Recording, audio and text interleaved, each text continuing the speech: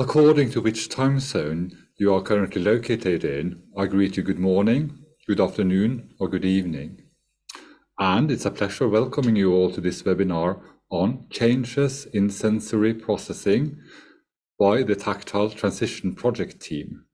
My name is Göran Andreas Gregor Caspian Forskren, and I am the new project manager on deafblind issues within the disability issues here at the Nordic Welfare Center. And the Nordic Welfare Center is an institution under the Nordic Council of Ministers.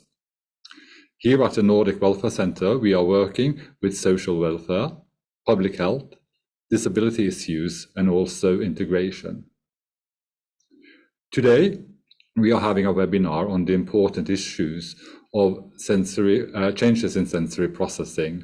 And I urge you all to use the chat function to write comments and questions, and we will also answer some of the questions and share some of your comments on the way. So with that said, I will hand you over to the Tactile Transition Project team, and please enjoy. Welcome at this webinar after 4 long years, and it was not supposed to be 4 years, it was supposed to be at least 3 years, but because of COVID, it took a longer time to be able to present today the outcomes, the first outcomes of the Tactile Transition Project. It's magnificent to see you all here today, and we're very excited to introduce you to the Tactile Transition Project. But I first would like to introduce you to us, the Tactile Transition team. We had this great coordinator guiding us through.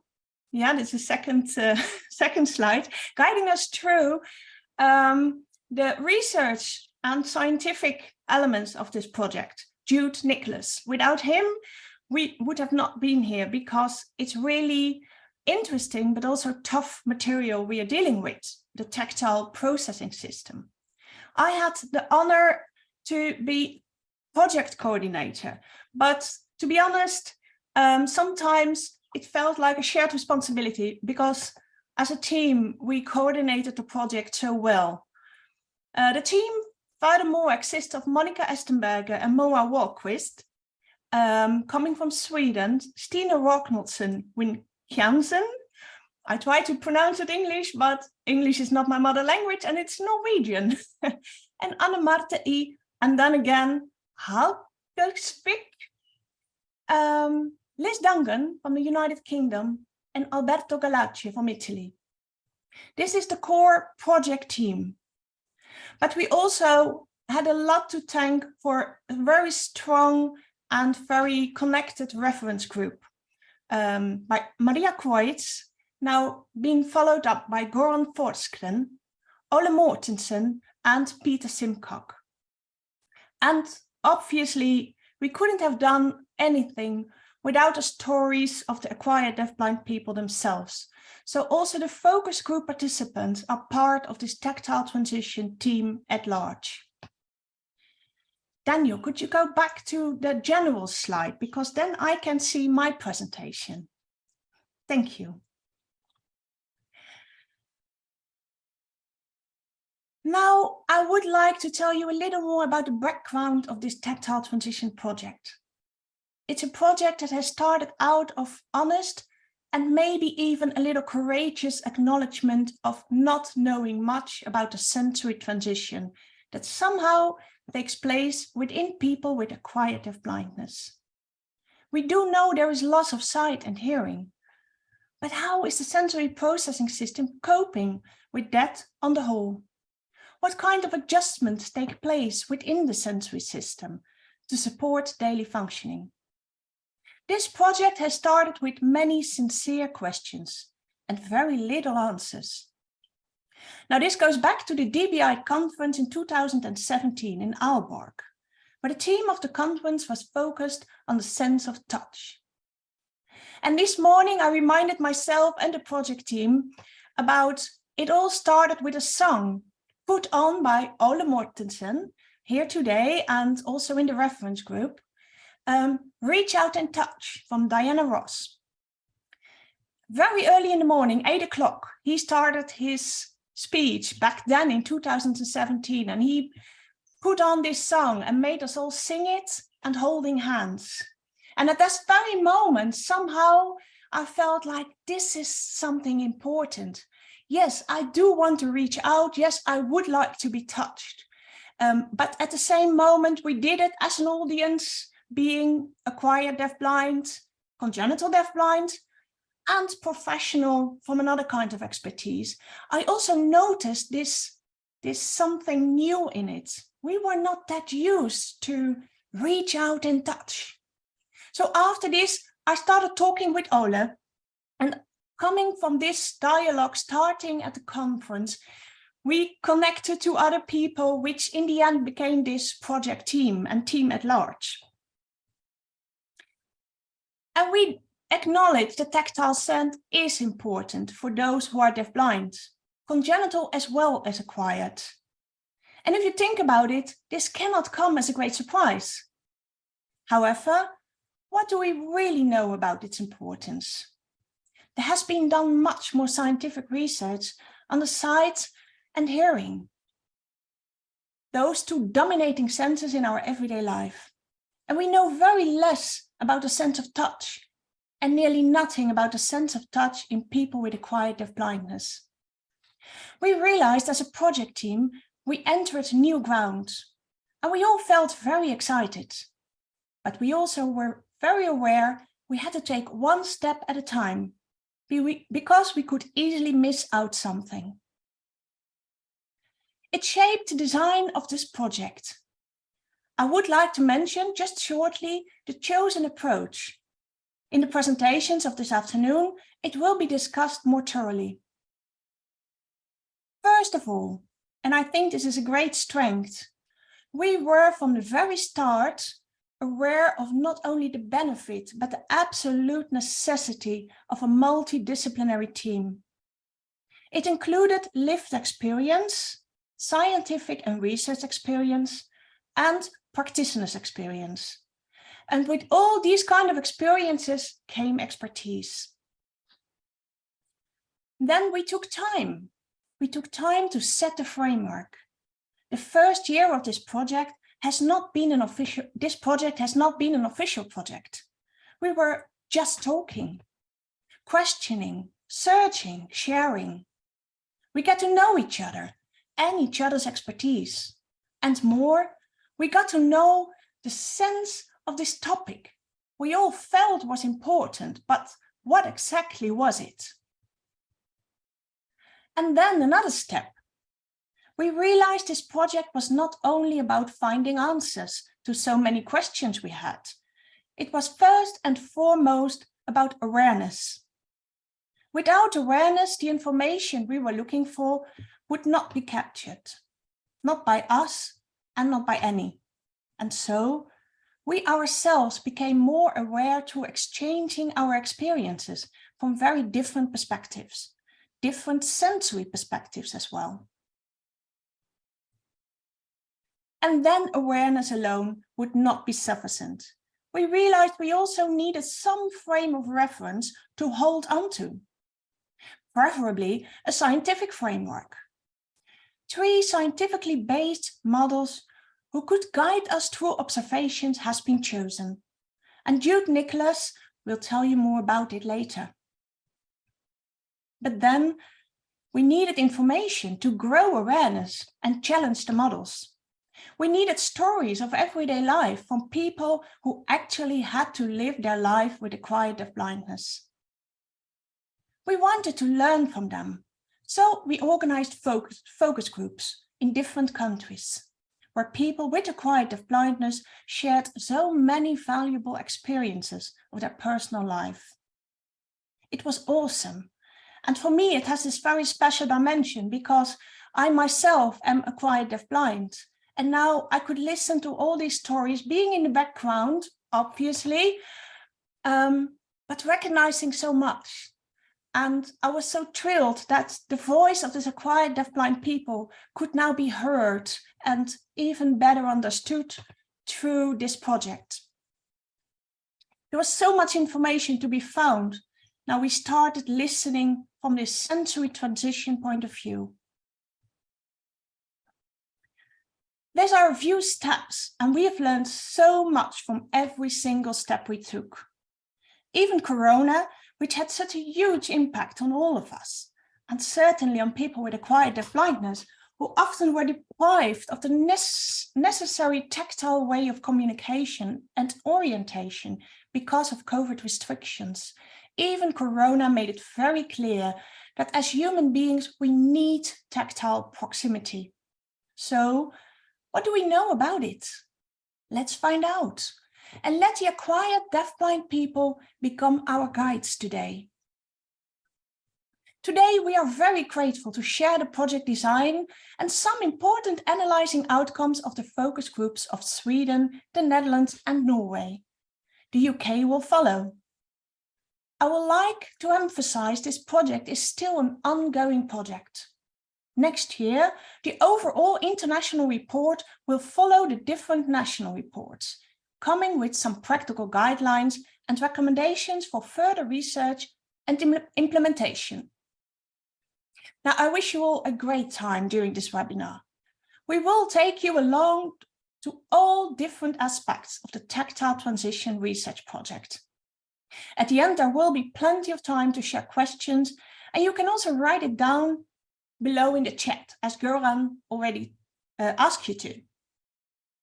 It will be monitored by Göran, and if not possible after the first presentation, it will be taken to the final presentation in the end, where there will be questions and answering. And of course, you are welcome to contact us afterwards, if you wish. Now, Alberto Galaccio will start with the very first presentation. He could not make today's webinar, unfortunately, but he has videotaped his presentation.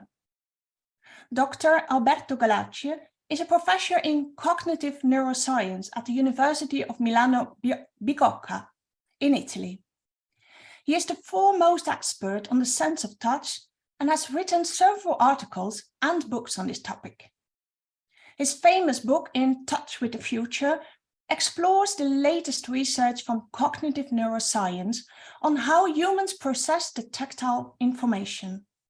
He is also interested in the application of the sense of touch to the fields of engineering, virtual reality, and robotics. Dr. Galaccio has from the beginning been collaborating with the Tactile Transition Research Group. And also from him, as from Jude Nicholas, we've learned so much about the theory that was beneath the practical stories, the everyday stories we heard and collected. Today, Alberto Galaccio would be giving a presentation on living with touch, understanding tactile interactions. I wish you all so much fun today. Enjoy as we did over the last few years. Good afternoon, everyone. First of all, please let me apologize for not being there with you, at least online. Actually, my current lecturing schedule didn't allow me to be there. So probably in this very moment while you are watching my presentation, I will be in my classroom teaching my students. So sorry about this. Second thing, I would like to thank Professor Nicholas Jude for the invitation to be here and the opportunity to give this talk. So let's talk about what I do in my research.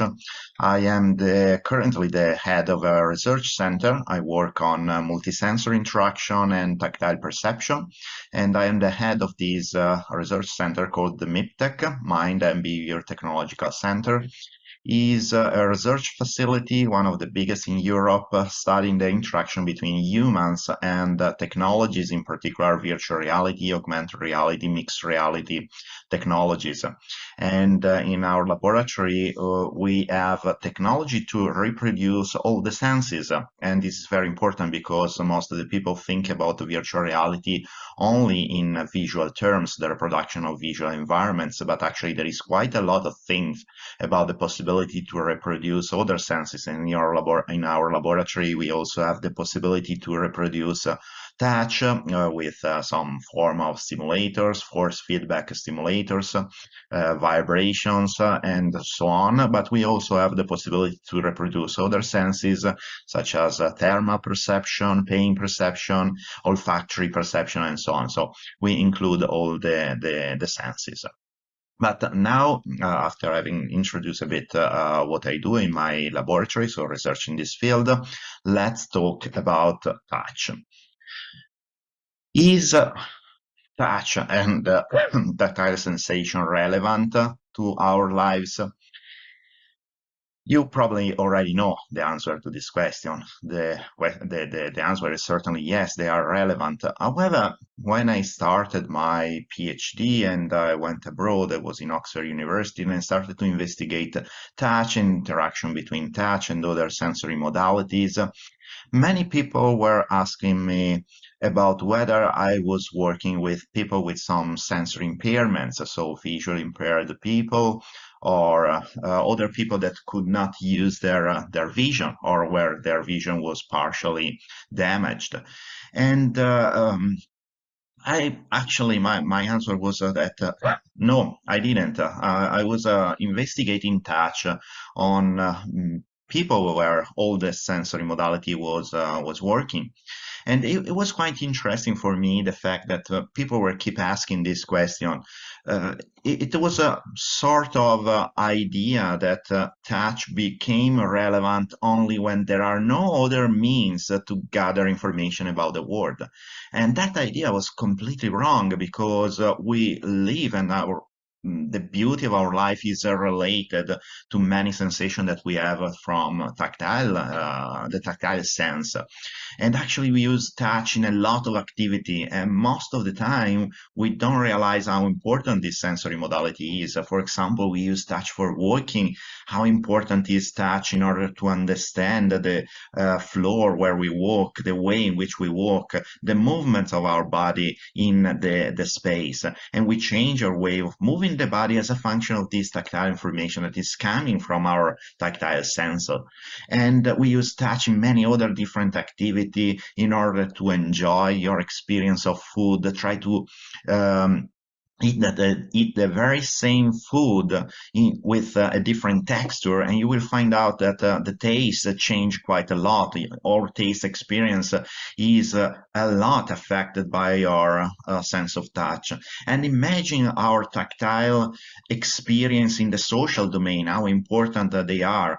From the very, very beginning of our life, our first interaction with the caregiver, with the mother, are tactile interaction. And that is very important, because they shape our way of interacting with the world. You know that actually touch is the very first sense that from a neurological point of view develop inside the womb. So in the baby that is not even born, the sense of touch has been already developed when vision actually is extremely poor or lacking at all, and the same for audition. So the sense of touch, the first to develop and shape probably our experience. And when we are born, we interact with touch. Again, vision is very poor, but our ability to interact with the world is dominated by the sense of touch. So touch is important in our life, for everyone's lives. So no matter whether there is the possibility to communicate with the world through other sensory modality, doesn't matter, but touch plays an extremely important role for everyone. And in order to witness this importance of touch, we can make an example of what happens when there is no touch.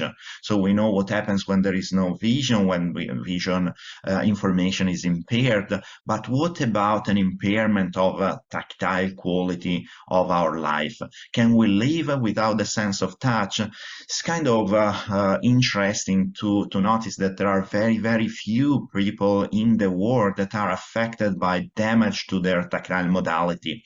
One of them is IW, that is patients that following an illness had a damage to the cells that in our nervous system deliver tactile information to our brain. And there is a very interesting documentary by BBC called The Man Who Lost His Body that described the story of this patient. And at the very beginning, when he realized this condition, it was a kind of nightmare, because he was not motor impaired, so he has fully capability of moving the body, but for him the movement of the body was nearly impossible, because touch and proprioception, the perception of the position of our muscles in space, give you information about your body, what you are doing, your action, your movements, and so on. And so it was very difficult for this person to move around and perform all the normal activity that we do every day. So it's kind of a big deal. If we lack of touch, this is a serious problem, and that's kind of interesting that there are so few patients with this impairment. So it's like if nature wanted to protect this sensory modality, and it's more difficult to damage it in normal condition. So we know that touch is certainly important.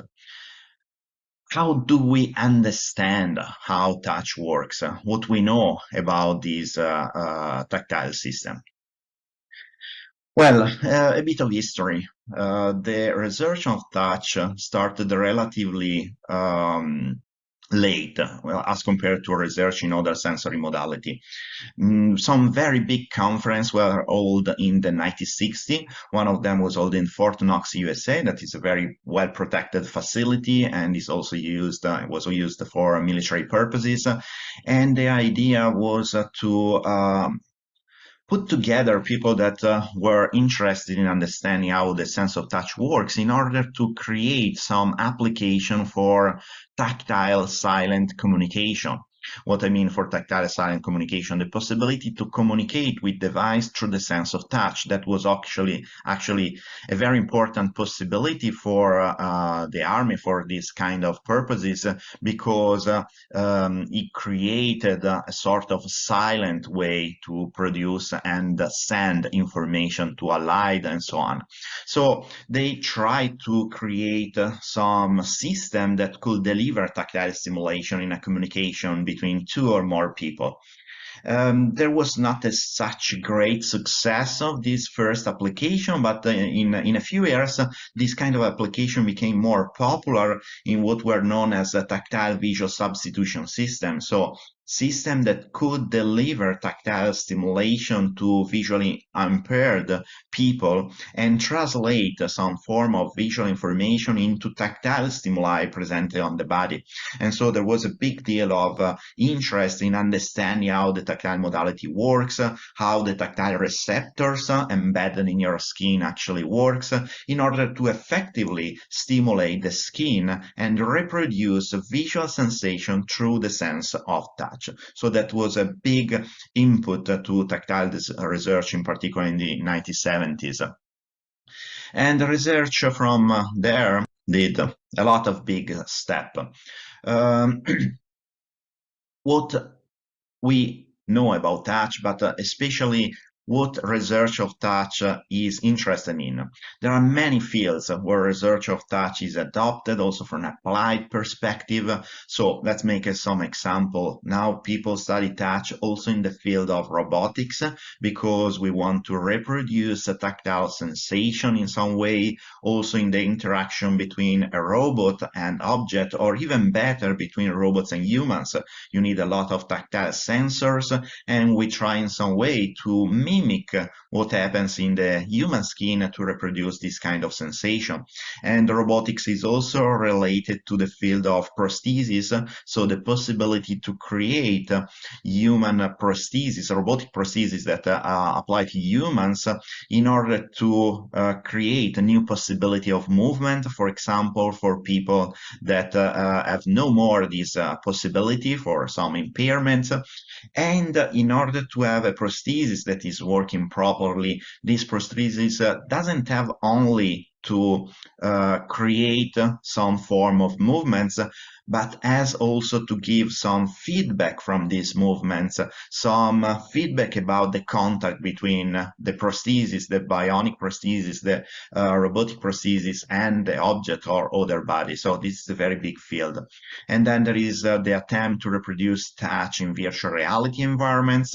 There are attempts to create a better tactile sensation in teleoperation, where people have to operate the body of a patient far away, even in the space, in order to use tactile sensation to modulate the perception of gravity and the position of your body in space, because with no gravity, you have no more information about where your body is in a three-dimensional space. So there is a huge amount of things that are now interesting from the point of view of the tactile system.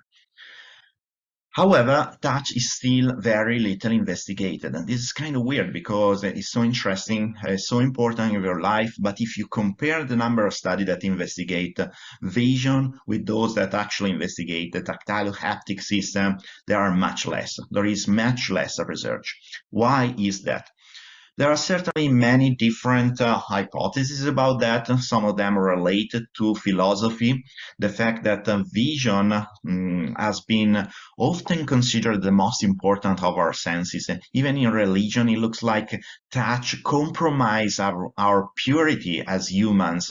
And so there are these philosophical idea that the vision is more important, is more pure, and tactile is not. So this affected somehow the research in this field, because prevented people from investigating touch, and more resources were dedicated to the investigation of vision, or also audition. And however, more than this, I think that many researchers were not affected by these philosophical issues, but there was another issue that was even more important to affect the research of touch: the difficulty in creating reliable and replicable stimulation. So what I mean with that, in order to do research, touch must be investigated in a way in which the parameters of touch are controllable, right? So you can control the intensity of the stimulation, you can control the position of the body that is stimulated, and so on. So it's a very difficult thing to do, and people invented different machines to do that. And that's also part of my history as a researcher, because when I started to investigate touch, the first thing that I had to do was to interact with engineers in order to find a way to apply in a reliable way tactile stimuli so that I could investigate their effect on people. So that was a big trouble, because it's much more difficult to apply forces with some device, so it requires much more engineering, and so that's the reason why there are also less studies on this sensory modality. But the fact that there are less studies on this sensory modality, and the fact that there is some form of a prejudice towards touch, also from a philosophical point of view, has also some negative consequences in our society. We are moving towards a society where touch for everybody, I'm talking about everybody, not visually impaired, not visually impaired, for everybody, there is an attempt to reduce the amount of touch between people.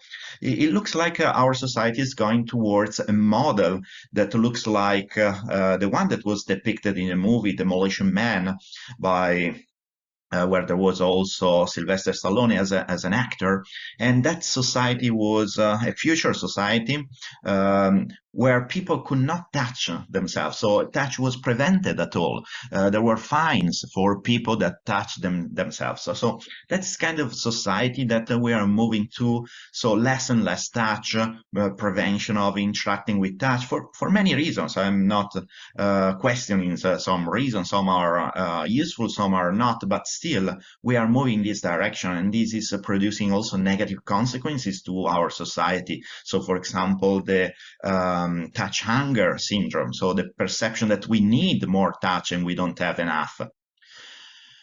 But so touch is important, touch is very little studied, but what we know about this sensory modality? We know that touch is a kind of a complex system, or at least is a multi-componential system. So let's make a few examples of these.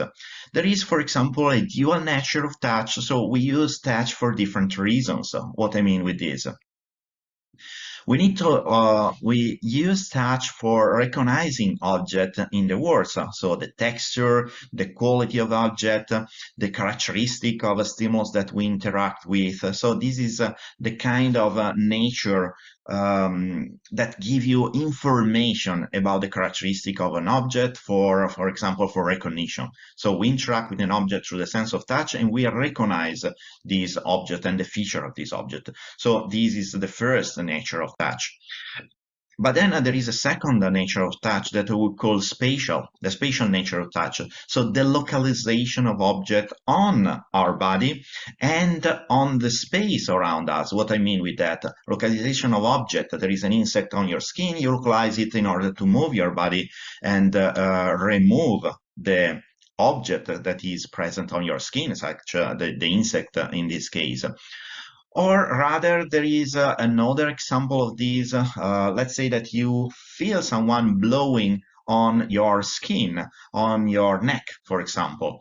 You can recognize the stimulus on your skin. There is something on my neck, a flow of air, but you can also recognize the spatial position where this stimulation comes from. So the spatial nature of touch means that we can also project tactile sensation towards position of space.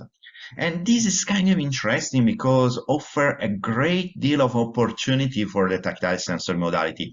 Now people have understood that the conscious perception of touch is not necessarily determined by the location of the receptor of the skin, but can be referred to different locations in space.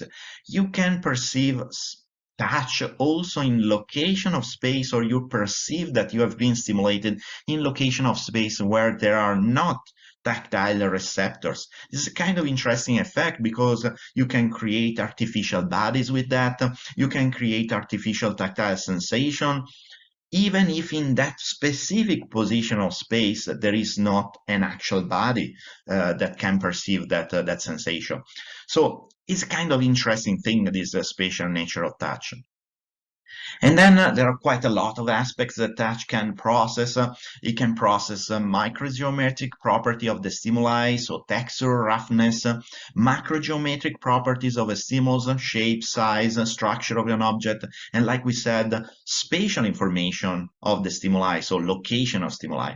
It's interesting that each of these aspects, microgeometric, macrogeometric, spatial, have different receptors that translate this information, but they also are related to different neural areas that process this information. So the complexity of the system is also given by the continuous interaction by these different aspects.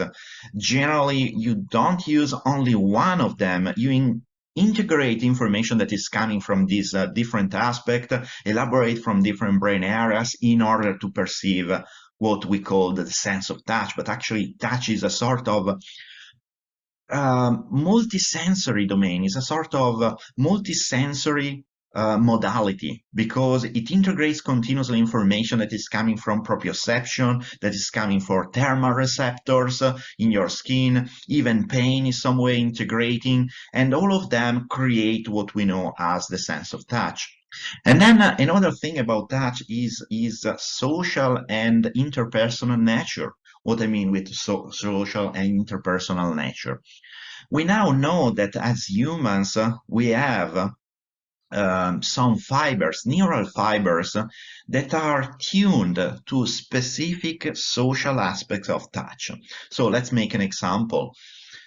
These fibers that have now been known as the CT fiber, C because they resemble the C fibers that conduct pain, but they are not conducting pain, they are conducting touch. So this is why they are called CT, C tactile fibers. They respond to stimuli that are moving at a sustained speed on the skin, and they respond for a certain amount of pressure, and they are present only in the non-glabrous part of the skin, so the part of the skin that is covered by hair.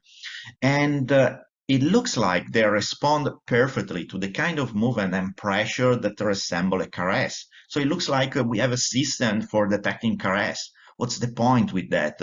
It's a form of tactile interaction that was developed before we were born as a species, because it was already present in other animals before us, and its main function is to establish a social relationship. You see, for example, in the monkeys, they grow themselves, they interact from the tactile point of view, and they use touch even as a sort of social determinant of the status of the animal. So, for example, the animals that are higher in a status, in the social status in the monkey society, are touched more, are groomed more by other animals, and so on. And we have a specific system that is actually related to these social aspects of touch. And it's kind of interesting because the activation of this system also contribute to the activation of those areas in the brain that are related to pleasure. So we have a system dedicated to social touch in a pleasurable way. It's kind of surprising, but it's kind of interesting as well. And this social aspect of touch is present also in other animals, and it affects a lot their behavior. So some examples are those that come from animals like the locust. The locust seems there are a lot of them when you see that, but they live most of their life in a solitary way. And it's only when you start to interact from a tactile point of view, when these animals start to interact from this point of view, so they touch their legs in a certain position, they rub these legs, that they develop a new behavior. They start to come together, and they become gregarious in their behavior. So touch change a solitary behavior into a gregarious behaviors in this form of animal. So a huge modification produced by tactile sensation. And we know that this kind of effect on behavior presence in many animals. Social touch is very, very important. Like I said, like I mentioned, in primates, in monkeys, there are a lot of experiments done on the lack of touch. These were ethically experiments that were controversial on the ethical point of view. They were done in the 50s, and they were done on baby monkeys, because these baby monkeys were taken away from their mother, and they could interact with a tactile soft mother, or rather a mother that was not soft, not pleasant to the sense of touch, but delivered food. And they found that the monkeys, the baby monkey, raised with the mother that could provide some form of tactile pleasant sensation, had a better quality of life and parameters that suggest a better health. And they spend most of the time on the mother with a soft appeal, rather than on the mother that provided food. So touch is nearly as important as food for our well-being. That's the finding of these early experiments. And what about humans? For humans, is as equally important. We have many evidence that touch produces some effect. For example, there are studies on massage, and they show that this kind of tactile stimulus produce a series of release of chemicals in the bloodstream that reduce the amount of stress, for example. The amount of cortisol that is a hormone that we are related to stress response. And then we have studies on what is called as the kangaroo care method in hospitals, where babies that were born before their actual time, so they were early born, if they stay in contact with the body of their mother, even if there was no incubators that could prevent their death, they could survive, and there was less pain when they were subjected to some clinical operations and so on. So touch as a form of healing in some way, and there is a huge evidence, scientific evidence about that. So from a scientific point of view, how much do we know about the sense of touch? Is touch a simple sense to study? Is a difficult one? What do we know? We know that apparently is a simple sense, in the sense that there are few receptors, they are activated by different kind of stimuli, and there are areas in our brain that represent the body from the sense of touch. So in the parietal cortex of the brain, there is a representation of the entire body in terms of tactile stimuli. So there is an area that represents the hands that respond to the stimulation of that part of the body. So it looks like very, very simple. And also the early studies about touch that investigated the brain areas that are involved in processing touch showed a reality that was kind of simple. So not many areas involved, fewer connection, especially if compared to the visual system, though the studies that investigate the visual system represented a complex system with much more areas involved, much more connection. But still, this model, actually, this early model of tactile processing were not sufficient to describe the sense of touch. In one sense, it's true that the sense of touch requires a simpler system. Why is that? Because for visual stimuli, they are far away. They can be far away from your body. So you have time to process them, to establish some relationship between the stimulus and yourself, and so on. But when a stimulus is already on your body, the response has to be quick, because it can be something potentially relevant for you. And so you need a system that works better, and the simpler system is much more likely to process information in a faster way. So this is true. At the same time, all these early models didn't consider the complexity of all the things that occurs in the sense of touch. So for example, the fact that our touch is affected by the contextual information where it's presented. Touch is not always the same. It depends on other information that are presented at the same times.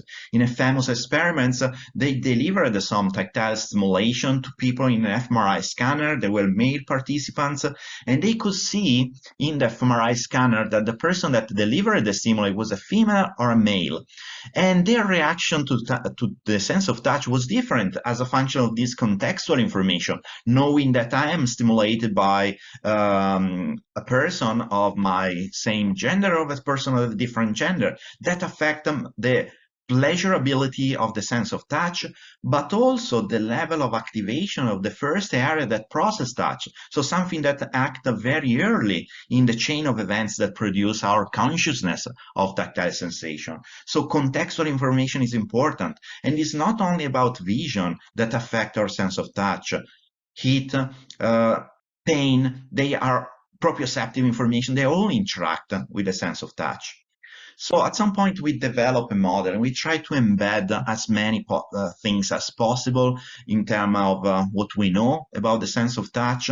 In our book, we represented different aspects of consciousness of touch, and we try to embed all the relationship with other sensory modality, with proprioception, but also with the body schema, the way which we represent the body. We integrate also information about the position of your body in space, and the body image, what we know about your body, its structure, its capability, and so on. All of these aspects need to be represented in a serious model of touch and create much more complexity. And there is also an interaction with motor representation, because we use touch and proprioception for moving the body and so on. So the complexity is much higher than what could be predicted. So what are the future direction for touch research? There are quite a huge amount of fields where touch is relevant. We need certainly, first thing, we need to gather more knowledge about how touch works. That model that I presented before is already old. It's not more enough. We need to investigate more this sensory modality neural basis. And then we need to join knowledge about technology and knowledge about touch, because technology affect what we perceive and affect the functioning of our neural system. So for example, the vibration in our mobile phones create a new threshold for the detection of tactile stimuli. So sometimes we have what we call the phantom vibration. We reach for the mobile phone and then we find that there is no vibration, because the threshold to identify tactile sensation was decreased by the presence of this new technology and the relevance of this tactile stimuli for communication. And then the technology should also go in the direction of creating more effective tactile communication system and even create what we call hypertouch, tactile sensation that doesn't exist in the real world but are amplified, so something that is even more powerful than the real sense of touch. And finally, people are discussing a lot now, especially in the virtual reality domain, about the metaverse. What is the metaverse? It's virtual reality shared between users, but is it really possible to share some experience in a virtual world, in a digital world, without tactile sensation? Do we really want to live in a virtual world without touch? And then again, is it possible to create virtual worlds that are specifically centered on the sense of touch, that even people that have visual impairment could enjoy these tactile experiences in these digital worlds? We need to gather more information about the sense of touch and the interaction between human and this new technology. This is what probably will be the direction of the future investigation in touch, gathering more information about tactile consciousness, applying this information to tactile communication. And I would like to leave you with this quote by Morton Hellick. It was one of the first person that actually created a sort of prototype of virtual reality system, was really at the early age of virtual reality. And he says, when anything new comes along, everyone, like a child discovering the world, thinks that they have invented it. But you scratch a little and you find a caveman scratching on a wall. He's creating virtual reality in a sense. What is new here is that more sophisticated instruments give you the power to do it more easily. Virtual reality is dreams. And my message is, let's work more on these tactile dreams, on making this form of tactile communication for everybody. So something that everybody can enjoy and create this new world of touch. And thank you very much for your attention. I'm afraid I cannot answer your question, but if you want to interact with me, feel free to send me an email. This is my email address, alberto.gallace1 So thank you very much again, and enjoy the other talk. So I would like to extend a big thank you to Professor Alberto Gallace from Italy for his very interesting contribution. Next on the program, we have Dr. Jude Nicholas, who's going to present the research design and methodology of the project, making theoretical models available to the audience. So please welcome Dr. Jude Nicholas. Hello, everyone. Yes, I'm Jude, Jude Nicholas. Thank you, Joran, for the short presentation. I'll be talking about the less fun part. The more fun part will be coming later regarding the outcome of this study. So bear with me the details or some of the scientific details I'll be going through. So as Alberto Gallace ended his talk by saying that we need tactile dreams, right? So that's what we have been doing in the Tactile Research Group. We have been dreaming the tactile dream, and we have tried to realize some of the efforts of it. So that's what you'll be hearing today. I'll start with, as has been mentioned, the tactile transition research and methodology, and bringing into what we have known or know about the tactile system, and understanding, as we know, the tactile transition process. So as you all have known, the Tactile Transition Research Project, it's about the process of change, right? So, but we will be understanding the change through the tactile system.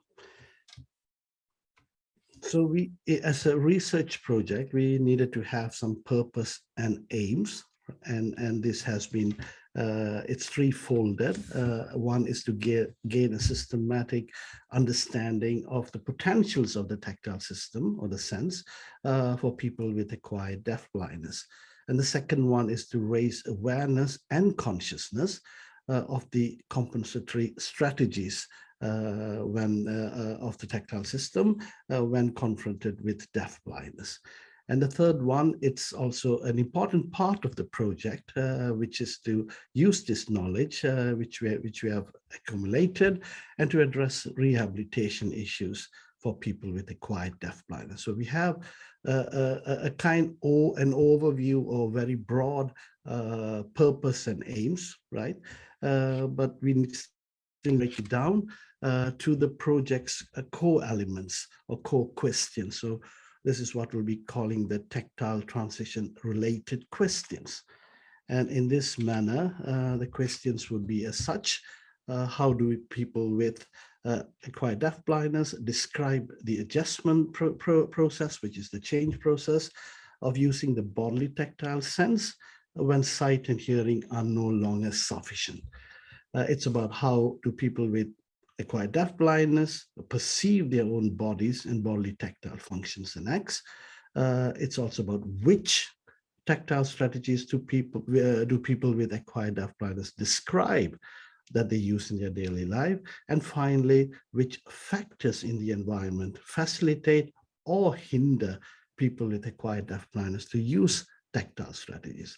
So these are the how, which, and from the how, which, we need to have some explaining models to see how this could influence the tactile transition change process. So it's always the core element is about the tactile transition in a change process. So we need to understand it. We know the importance of it, as been mentioned by Famke earlier today, but how do we go on to study this, right? And we need conceptual models and theoretical or descriptive models and principles to analyze the eventual outcome from these models. So let me give a broad explanation of this model. It's the tactile transition, and the conceptual framework which we are using, it's about tactile awareness and consciousness. So what's the difference between awareness and consciousness? Are they the same concept? Are they two different things?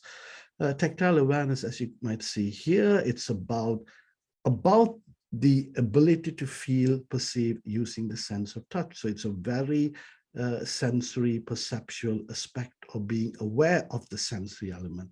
While the other aspect, which is the tactile consciousness, is much on a very broader view, which they say it's not just experiencing the sensory modality, but it's a state of consciously being aware of it in the world and the experiences which we get from those, and those are the elements which we are calling named as tactile consciousness.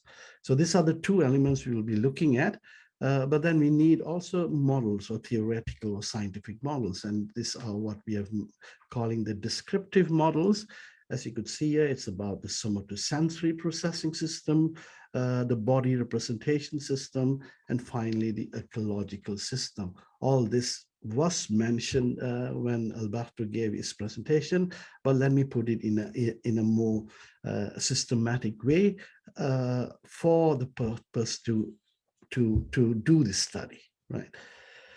So let's start with the first descriptive model, which is the somatosensory processing system, which has again been said a lot earlier today.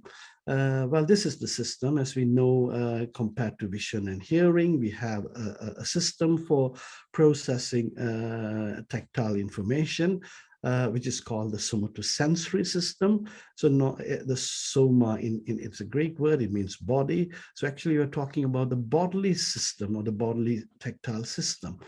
And again, it's about the processing of this information, integration, and the organization of this information. And this happens in a 3-level system. You have the sensation, the tactile sensation, the perceptual level, and finally the tactile cognitive level, which are all part of the tactile processing system. So let's look at the tactile bodily sensation system, which again has been said, mentioned by Alberto, many of these elements. So there are different categorization within this system, what is called discriminative touch, which involves light touch, pressure, vibration, and then you have the thermal, which is temperature, pain, and then the proprioception, which also has been mentioned many times earlier. It's about the body's position and motion in space. And finally, the pleasant touch has also been mentioned about how important, how newly discovered the system is. And it's quite different and completely different, for instance, the light touch, right? So this is again seeing how these bodily sensations are categorized in a very detailed way, has been mentioned earlier. Compared to the vision and hearing, it's a sense we have not been studying before. Just recently, or even last year, the Nobel Prize was given to some researchers who did research on the tactile system. So we are getting more knowledge, and that's good. But again, how this we should understand this, either related to humans or to robotics, it's a question of research again. So we have this system, as also been mentioned by Alberto. It might be a simple system, but it does complicated things. As you also been said, it's also a multi-sensory system in itself, right? With all these different bodily sensations. And it also has been mentioned about the robustness of the system, right? It seems that it's protected, or it seems to be protected by nature. So it's a very robust and resilient system in that manner. The next level in that tree system, embedded system, is the tactile perception, right? So it's the next level. In other sense, it's about the conscious perception of these bodily sensations, and they are again categorized in two manners. One is about recognition or identification, and the other one is about location, which also has been mentioned before. So we are just using the same models to understand the conscious perception of bodily sensations. Again, you could see it's the object location, that's the spatial element of the tactile system, is divided into two. One is the spatial perception, and the other one is the spatial navigation. And by spatial perception, it's about the element of using our body or active touch, or movement to get information or spatial information from the surrounding world. And it's also about drawing conclusions about tactual objects from limited information. That's also part of perception. Perception, that's the whole point with conscious perception. You don't need to process all the information in a holistic manner, but to interpret things, but by drawing conclusions from limited information. It's a very important part of the spatial perception system. And similarly, a spatial navigation system, it's again place navigation. That's in a way moving through the environment and recognizing things or objects and places. And it's again normally referred as spatial awareness, right? Our understanding of how we navigate through a spatial world and being much more aware of that sense.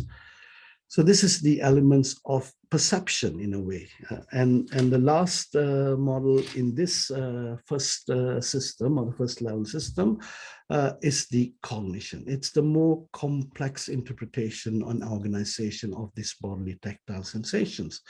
And as you could say here, it's also again a lot of different units which are involved in the system. As you could see here, there's the attentional system, the working memory system, the memory system, and executive function. As it is, we know from the audition on the visual knowledge or the research we know. So this has been understood even more recently, that there is a long-term memory system, not only for remembering objects that we come across, but also to remember personal experiences, which is called the autobiographical memory. And what seems now, we could even form or formulate autobiographical memory through the tactile cognitive system. And executive functions are the higher order processing systems, so they're more complex, and they also have been shown they exist in the tactile modality. And as it is in one of the important or critical function of the system is the working memory. In this case, the tactile memory is that the ability to keep a bodily tactile information for a brief period of time, a very crucial element of it. It also exists in the tactile modality, right? And these are all new evidence which suggests that it exists in the tactile modality. So this is the first model or which will be used as we will hear later regarding the outcomes of the tactile transition process and the project. The second level, which has also been mentioned earlier today, it's about body representations. It's again the ability to perceive our bodies, right? It's not just the tactile elements of it, but the whole body involved. And as you could say here, it's again categorized or classified into two. One is called the body schema and body image, which was again mentioned by Alberto, and one of his models is neurocognitive model. It's in the corner, which in a way there are evidence suggesting how this is processed in the brain. But getting into the details of the functions of it, body schema, as is mentioned here, it's the concept, a conscious perception of one's own bodily acts. And it's closely linked to the experience of being a body with a given location within our environment. So this is the proprioception, or more important, the proprioceptive feedback, right? It's not just understanding that we have a sense where we understand our body or motions in space, but it's also getting the feedback. It's part of the body schema system. And then we have the body image, which is like not the bodily acts, but it's a conscious perception of one's own body, which is closely related to the physical appearance or to the sensation of pain and fatigue. So let me give an example of how body schema would look like or could be described in the terms of consciousness and awareness. So body schema, in the case of understanding in awareness and consciousness, so an awareness of proprioception in this case will be my foot is in front of me. So as you know, it's a conscious perception of your bodily sensation, and the proprioception is involved in it. While on the other hand, conscious proprioception, it's about I'm walking forwards across an open field without tripping. So it's not just the sensory perception, but it's also understanding the whole body in the complex system or the environment one is. So this is, again, you might see people who might have an awareness of their proprioception, but their consciousness of proprioception could be affected if they have a negative experience from beforehand, if they feel that, oh no, my sense is okay, but I dare not walk forward. And that makes the consciousness of proprioception more, in a way, vulnerable. So there's going to be a split between having the sense and then being aware of it, but also having a consciousness of proprioception. Those important things we have been considering in our research. And then regarding the body image, which I mentioned, one of the things is understanding the sense of pain or the sense of fatigue. As in the earlier model, which I mentioned about cognitions, which is about, there's one which is called the mental effort, which is the degree of mental energy. So we know this system will be also limited or has its restraint because it needs a lot of energy, mental effort, and the consequence will be, as you say, as we know, an outcome is a loss of energy, or in many cases, it could be also the person will have not enough capacity to do a tactual task because this mental effort has been reduced to a very low level. So understanding again fatigue in this manner, there are different descriptive models. You could understand it as a prolonged mental effort and drops in everyday performance, right? Because you're using the system, and if there's one thing is using in it more familiar situations, but if it's unfamiliar, novel, challenging situations, again the mental effort will be needed more, right? And the outcome will be again fatigue. It's also, we could also understand it as having a conscious bodily perception about the sensation of fatigue. How do we see this fatigue as a sense of fatigue, right? There are models, new models trying to understand the sense of fatigue in that manner. But anyhow, the concept of fatigue needs to be explored further, given the fact that people with deafblindness describe loss of energy or fatigue as the third deficit after vision and hearing loss. So it's an important theme we need to take further in practical work, but also in research. The final model, which is called the ecological system model. And many of you all might be aware of the system model, the different system models. We are using the Bronfman-Brenner model, which has different levels of understanding the dynamic interaction among various personal and environmental factors. And this we brought this model into it because we thought the tactile system should be understood from an internal point of view, using the first two models, but how does this again interact in the everyday life?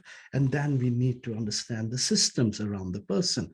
So we have the individual levels, and we have the interpersonal level, and the next level is the institution or network community level, and finally the societal level, which is how the person is functioning in the society. So all this are part of understanding the tactile transition. It's not just an inner process, but also a process where we need to understand very much the environmental factors for the given person. So that's a very important part of the model, which you'll hear something more a bit later with examples. Okay, how do we go from the models to getting a kind of descriptions? What we need to want to know is like, okay, how do we know this transition is happening? Now we've got the models, more or less, but how do we in a way try to apply them, right? So what we did as in the research, using these models, there were 10 what we call tactile transition markers with behavioral descriptions were identified. For each model, there were different behavioral descriptions were identified, and they were based, as I said, on these descriptive models and some analytical principles, which I'll get back to in a little while.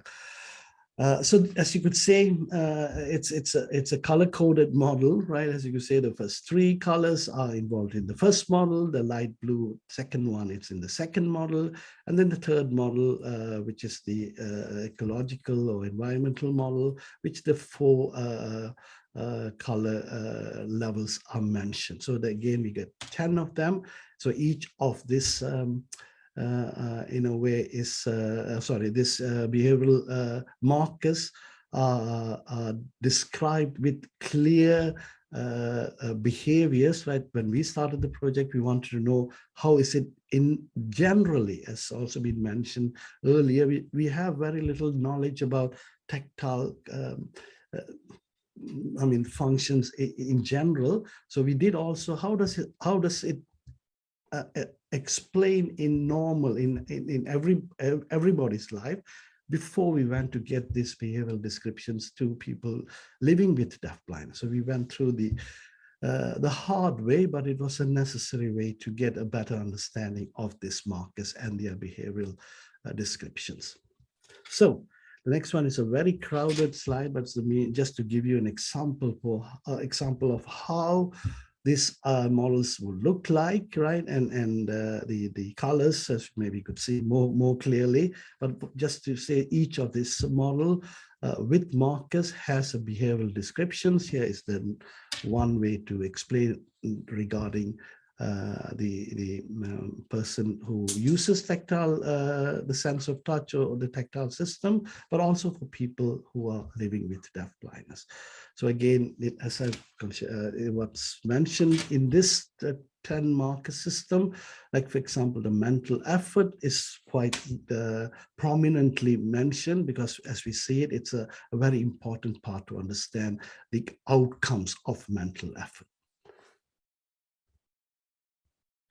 Okay, so getting to the final part of the presentation, which is regarding the methodology, right? So now we have, as I said, a kind of understanding, as Famke mentioned in the introduction. Yeah, it all started at a conference and with some singing and holding hands, but then from there on, we went on to find out more about what models we could use, and using, as I say, the people who knew about it. So among others, Alberto, and then we got these models into place, and that was good.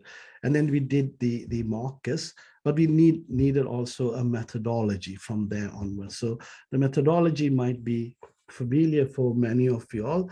It's the focus group method, right? So I'm not going to go into details. You might, get some understanding when the outcomes are presented. But as you all know, it's a focus group method and a form that encourages participants to share their experiences and reflect on them from their own perspective. So it's, as you know, it's again what we're interested. The only way to study awareness as consciousness is through a more way to reflect on them, right? That we can't do any other studies in that way. Scientific studies, it's an important way. If you want to understand consciousness and awareness, the understanding of the person's own experience need to be have a much focus on, and that's what we have been doing. And there was an interview guide based on the Tactile project related questions, which I mentioned to all earlier, right? And then from then onwards, we went to the selection of participants. Some have been mentioned earlier, maybe later there will be some more details about it, but there were some inclusion criteria. Yeah, again, which ages and gender and this experience of using the tactile sense. So some of these criteria were taken into consideration. Implementation, because it's also very important to know, if you want to get a person to reflect on something, we need to create a kind of a safe environment, and this has to be done regarding a lot of practical things, but again, an aim of increasing bodily awareness. So more details might be heard later. But then again, the transcription of the focus group interviews, it was about video recordings, transcript word by word, according to each participant's description and quotes. And I say this is a painstaking work, which has been done, not just to understand the markers, but then again, understand the participants' descriptions and quotes and try to put them in accordingly according to the markers. So that was a painstaking, but it has been done, and so yeah, that'll be the fun stuff we'll hear in a minute, or just after the break. And finally, you have the analysis about, as you say, the 10 markers and the model. So we go back and forth to find out. Just having the tactile markers is one thing, and then we go back. Is this here or should be over here? How do we understand the models? How do we, in a way, get that into play? So it's again not just a straightforward model. It has been back and forth too, and that makes it even more, in a way, pure in the sense to say, okay, the quotes were placed in the right markers. So that's what we have done regarding the methodology, right? Okay, so this is the final slide I have, right? So I gone through it. So just to sum up everything, so it's again, the models which I've been using are still, they're quite new, they're quite recent, but they are applicable, and that was important to know. And the second, it was about using those to create a kind of markers and descriptions, and that also needed a lot of practical and also research understanding, and that has been done. And finally, we did the methodology, or the outcomes, as you could say. The data has been gone through this models, and finally we get what we call the outcomes, which we'll be hearing in a while. So that's the last slide I have, right? And so if I look at the program, we have some time now for questions and answers. So Göran will be back as the moderator. I have already received one question, Jude, from Monica Wyatt. She says, I'm very interested in the third decipit of fatigue. I see this in my work in communication with communication and interpreting. I notice again and again how family and others have no idea at all of this fatigue. I notice the impact of this, and the deafblind person internalizing it in some way and blaming herself in some way. And the link then between fatigue and depression, and visiting a doctor who doesn't know that the depression may in fact be fatigue. Not sure if I have explained this well. I do. Could I just answer? Thank you for the question.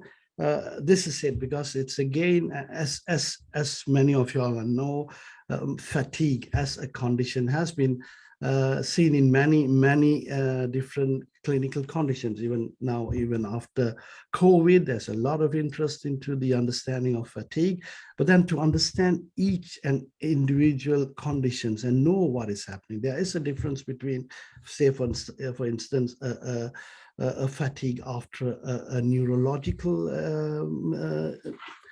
disease compared to a viral disease. But so we need to know what this is. And now going back to the question you asked us about deafblindness, being deafblind and fatigue, right? So this is that's what we need to know more about it, because otherwise we will tend to put them into models which are existing, like, okay, fatigue is part of a depression. Yes, it is. But at the same time, it's not good enough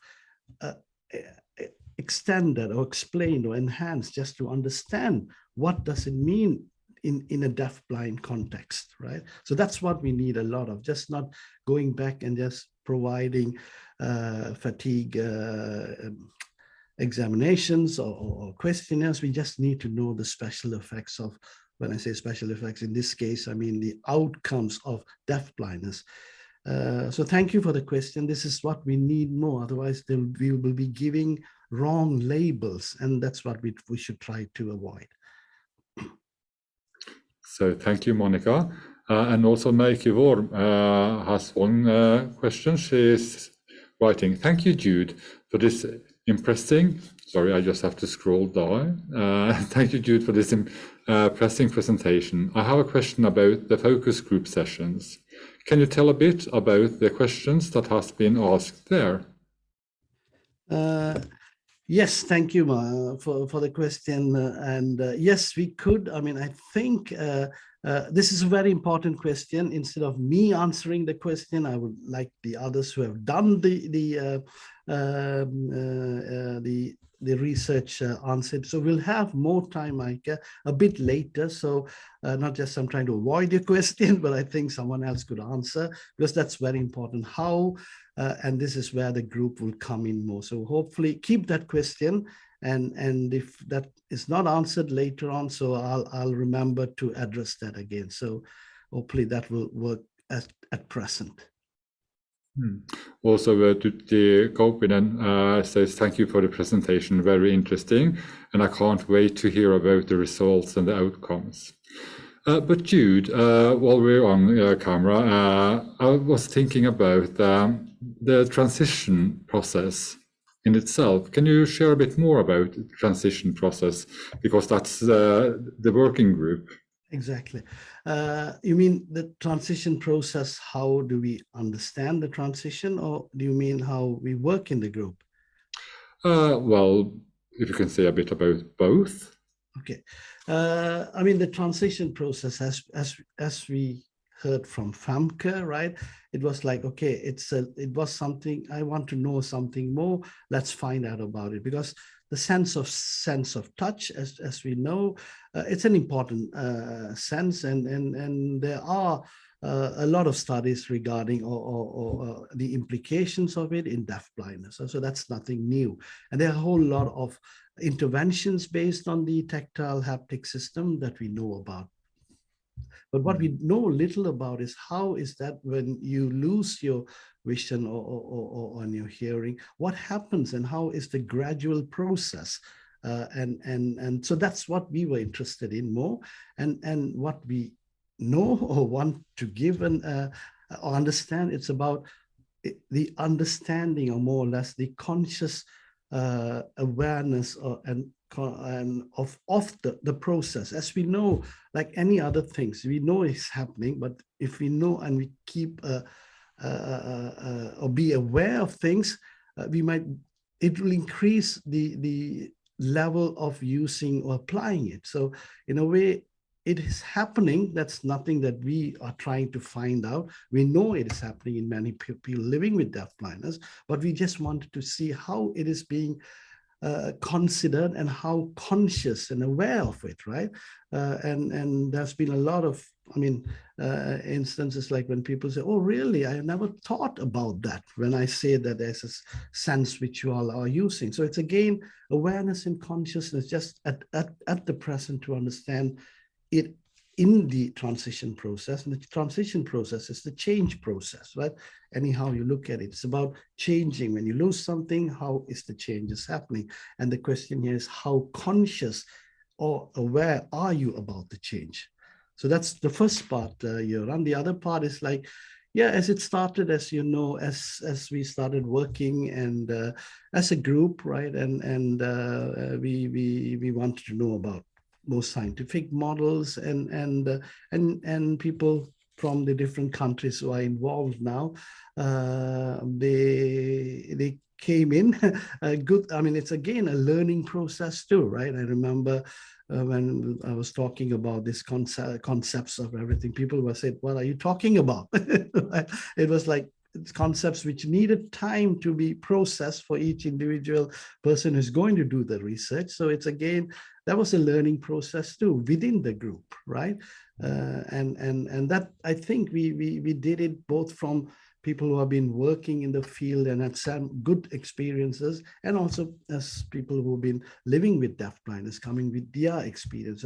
All of this combined, we could get something and fast forward as we are now. Well, thank you so much. And as I said in the beginning, this is very impressive work and also very important work, not only for the deafblind community, I think, but as you said, this tactile sensation is used by everyone as well. So, well, very interesting to hear. There has not been any other questions, but I can see that Liz has turned on her camera, and you might have a comment as well, Liz. I just want to, if it's okay, Jude, to come in on that point about how we work together and the importance of the work. We came together as a group of people from very different backgrounds. Some of us are involved in research, some of us are involved in practice, some of us are experts by experience and from a professional background. And I think that combination of experience and professional background has been a great power to the group. Really, it's one of the reasons that we've been able to push forward with this work. Jude said, sorry, Göran, you said this is important work not only in the field of deafblindness, and I couldn't agree more. And I think the involvement of Professor Galacci reinforces that we have someone whose expertise is very much focused in the world of touch and very much focused in the world of understanding the tactile sense. But he's not looking at it specifically from a deafblind context. So his value to us is that he enables us to look at the broader picture, and our value to him is that we bring some unique experiences from the deafblind world. And I think that transition between the two halves has been really important for the project as well. Thank you. Yeah, thank you, Liz. I mean, that's it. I mean, it has been a learning process, and you put it perfectly in a holistic picture, because there have been parts, and it's the whole core of it is like getting all those experience and scientific research knowledge, and then putting it and working together. So this is a unique project in itself, based on the way we have been doing. So I'm very proud to, as Liz said, to be part of the group too, right? It's a combination of not just multidisciplinary professionals, which I work a lot with, but it's a combination of many things. And I'm so happy that we have come so far, and still there's a lot to do. So thank you, Liz. Thank you. I can see you have turned on your camera, and you might have a comment or a question as well. Yes, thank you. And then you can get this sense of how we work together. So we really try to challenge each other. And we did that over the years we worked together. My question to you, Jude, because this is a question I myself get a lot when I tell people about this project, and I try to learn from how their understanding of this topic is. And they often ask me like, but if you are this adult person, you know, often when you are acquired deafblind, it's beyond childhood. So you are this adult person, then the sensory system has been developed, isn't it? And now within this somewhat a sensory system, we really start at the basic level of the tactile sense. So people ask me like, but then that's already there, is it? So why are you also looking at this level? Isn't it just the perception and the cognition? Why also including this very basic sensation level? Could you maybe tell us a little bit more about that? I will try, Frank. It's a good question, actually, because it's again, we are getting back to the difference between adults, children, acquired, congenital, and those kind of understanding. But it's true. I mean, if you look at a kind from a sensory aspect of it, right? Understanding a developmental aspect of it, right? Because it's again, that's where it is. It's again, when we talk about in a developmental aspect, it's about the system is there, but it's about more stimulation and in a way doing something to make sure the system is working and functioning optimal, right? So it's a very different way to understand those kind of sensory developmental aspects, which will be different from the adult point of view, right? The system is there, right? And that's why we are using the word consciousness and awareness, right? You might have the system working, but it's just like any other thing. You might have system or anything working. If you're not conscious and aware of it, you won't use it in the same manner when you are more conscious and aware of things, right? And that's what we intend to do, but we still need to understand the whole system, right? And then go from there to say, okay, how conscious you are about this, how conscious you are about that, and then make the consciousness or awareness more durable or visible too, right? So that will always be a difference between it might be also necessary in the developmental field, but it's very important in the acquired or more in the adult field.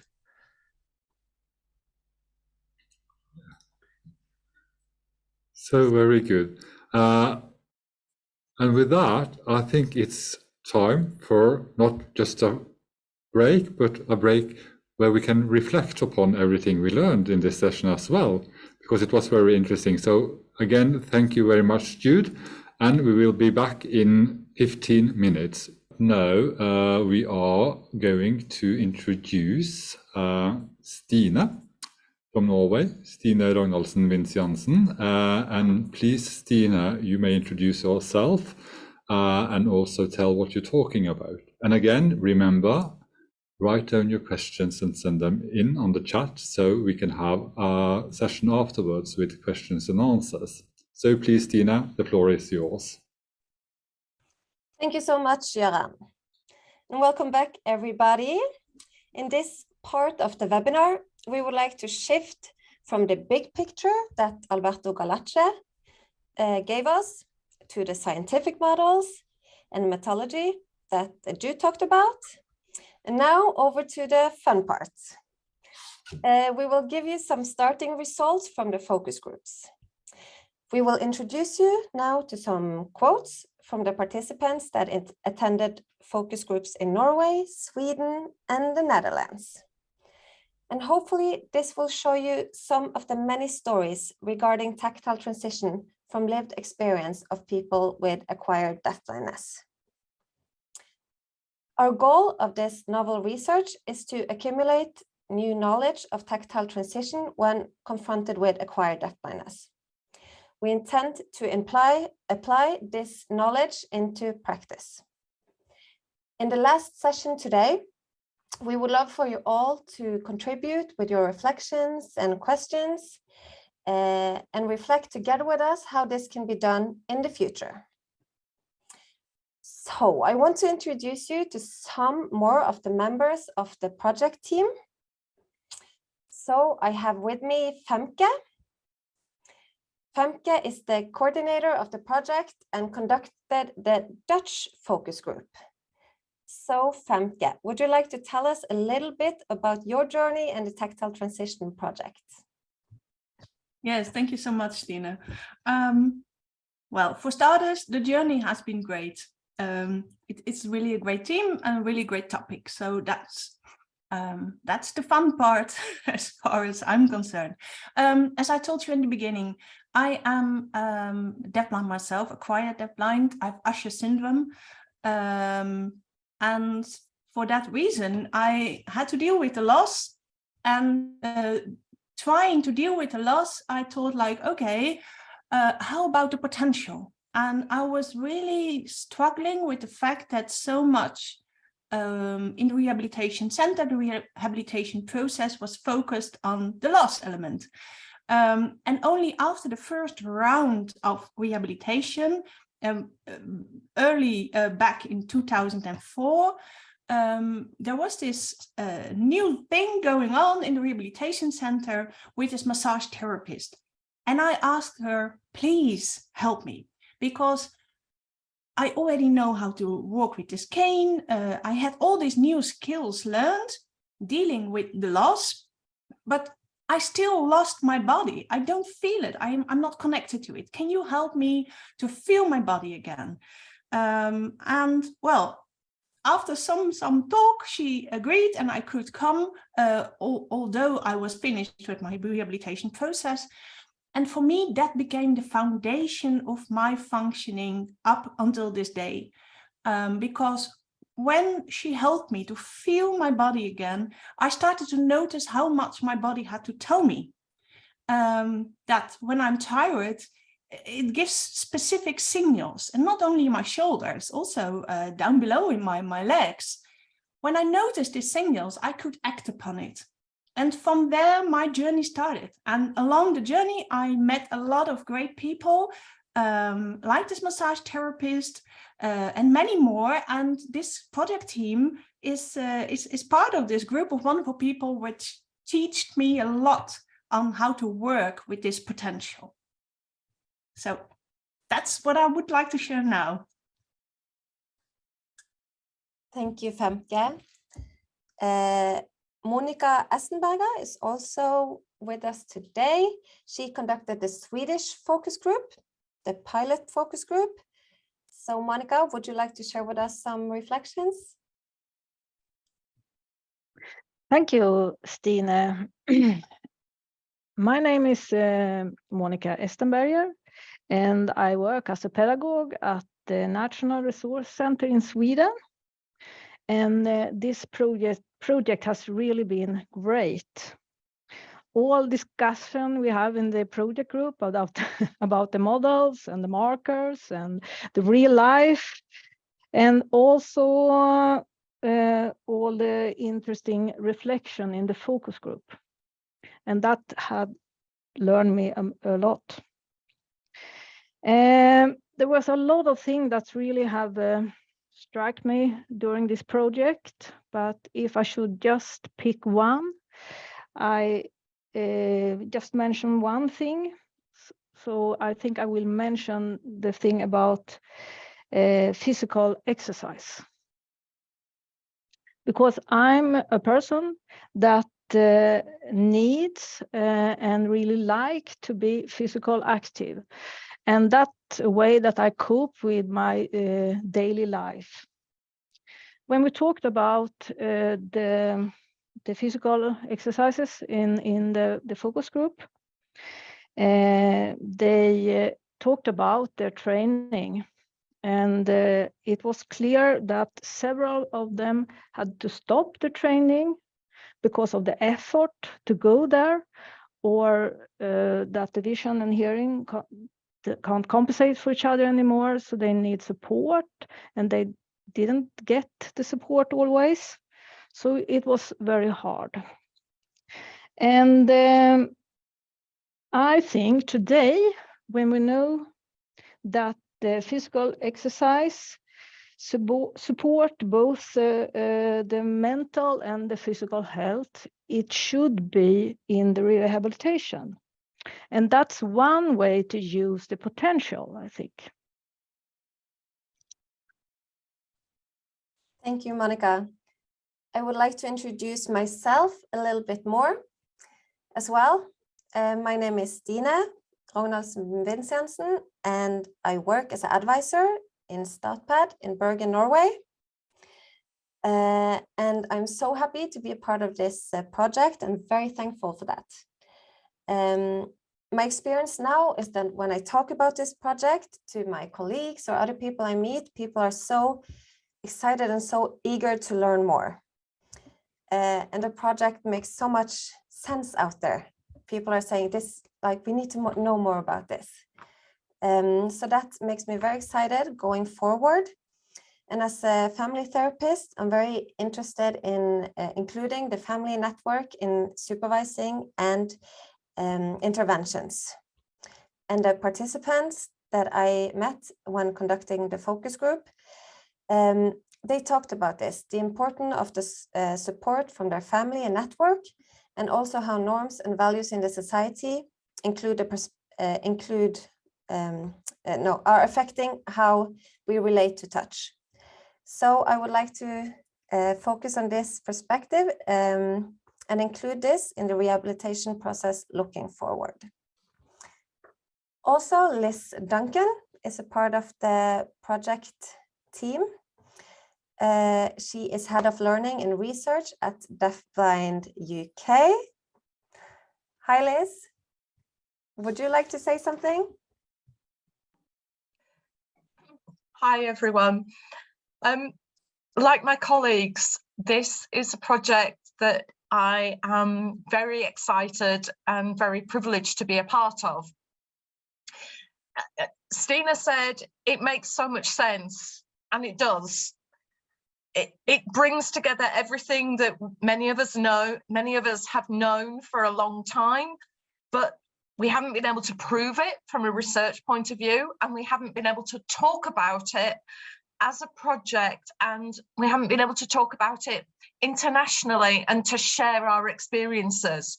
And so for this project to be able to bring together people with such a passion for this subject, but also the professional understanding and the professional knowledge that means that we can not just talk about it, but we can demonstrate it and we can prove it.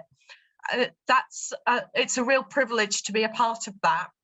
And for me, it's so exciting because it brings together all the things that as a practitioner, I feel really strongly about, and the things that I have spoken about with friends like Femke going back many, many years.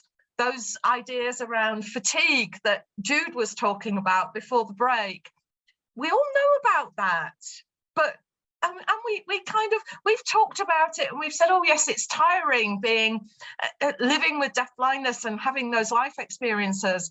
This project enables us to put that into a context, and it enables us to explore what else is going on with the body. And to be working with such an exciting team of people on it is great. So thank you, Stina. Thank you so much, Liz. I want to give you some short information about the focus groups. So within this project, we have conducted 4 different focus groups in 4 different countries. The participants, they had a mix of gender, and the age was from around 28 to around 70 years old. There was also a mix of language. We had some participants that used sign language, tactile sign language, and spoken language. So Sweden conducted the focus group in March of 2019. They had 5 participants with acquired deafblindness, and they were also the pilot focus group. So we learned so much from the Swedish focus group. And then in November of 2019, the Dutch focus group was conducted.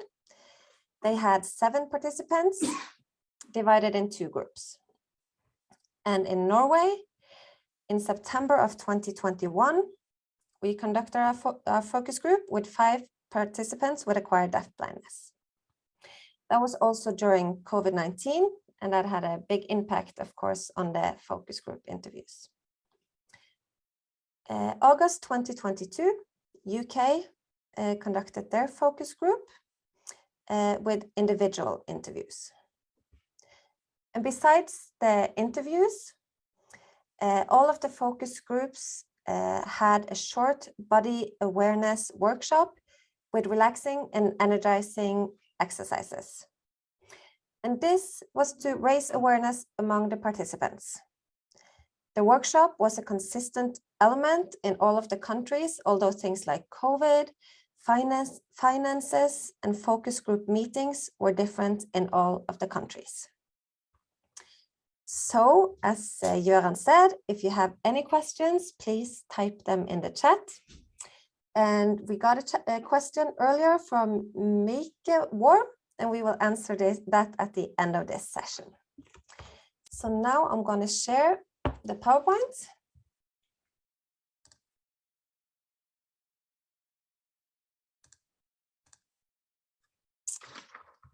And I'm going to give the stage to you, Femke. Femke is going to start sharing some starting results from model number 1. Yes, thank you, Stina. Yeah, we go through the 3 models, and of every model, we give you some quotes of different markers. And I will start shortly introducing you to the first model, the somatosensory model, which is very much linked to the first questions we asked the people in the focus groups. The question, how do people who are acquired deafblind become aware of the bodily tactile sensations? So the somatosensory system, the model, has 3 basic levels. The level of sensation, gathering sensations, and then the level of perception, and finally the level of cognition. And this has to do with the different aspects of the somatosensory system, which is about selecting, processing, organizing, and integrating. And I will give you some quotes of the very first marker on sensing. So the basic level of the somatosensory system when the input comes in. So the very first quotes are from the somatosensory system, the first model of the first marker, tactile sensations. When I need 50 milliliters of water, for example, then I feel the marks on my measuring cup with my fingers and can feel how far it is filled with water. Like this, I can measure the amount, and you develop this kind of tricks. Another quote. A participant is asking another participant, when you are cooking potatoes, can you see whether the water is boiling or not? And the answer, I can feel the water with an oven glove, and I feel whether it is simmering or not. And sometimes I use a fork too. And then a final quote from the first marker. It is just like the whiskers of a cat. You know, the whiskers of a cat. A cat has whiskers that are just a bit longer than the white of the cat itself. They can feel waves in the air through them. We, and she means acquired deafblind people, we have a type of whiskers too. We can feel a presence. Then we are going to the second marker in the first model, and it's about tactile perception. So here is some result from Sweden about tactile perception. And tactile perception is about identify object and localization. So here is the first quote about a man that are in a shop with clothes and how he can identify the clothes. I like to go around and run my hands over clothes to get some understanding of the material. By feeling it, I get a lot of information that makes me find the item I'm looking for. And the second quote is about walking around in the city, and the person can feel the surface on the ground and know where she is, and also she could feel person pass her. And the quote is like this: in motion, for example, when you walk in the city, you feel with your body if there is an evenness on the ground. At the same time, I can feel a movement or vibration when someone walks past me.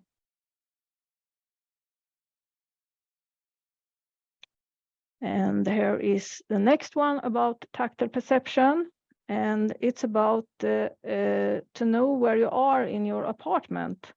And those things the persons in the focus group talked about, it was automatic for them. They didn't think about it. But this one is one description of how she did it in her apartment when we asked her.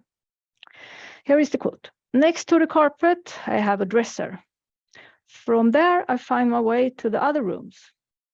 This happens automatically. If I go into my living room, I go in the direction of 11 o'clock, and then I come to the carpet around the sofa, and there is the coffee table. And then I know exactly where I am. And then there is the last one about tactile perception, and it's about identify person by shaking hands. By, for example, shaking hands with another person, you get different type of information. such as how the hand feels, the strength of the shake, heat, cold, size, etc.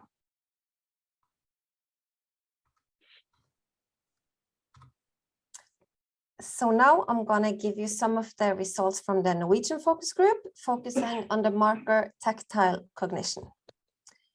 So the results shows that the participants are using the sense of touch in a systematic manner.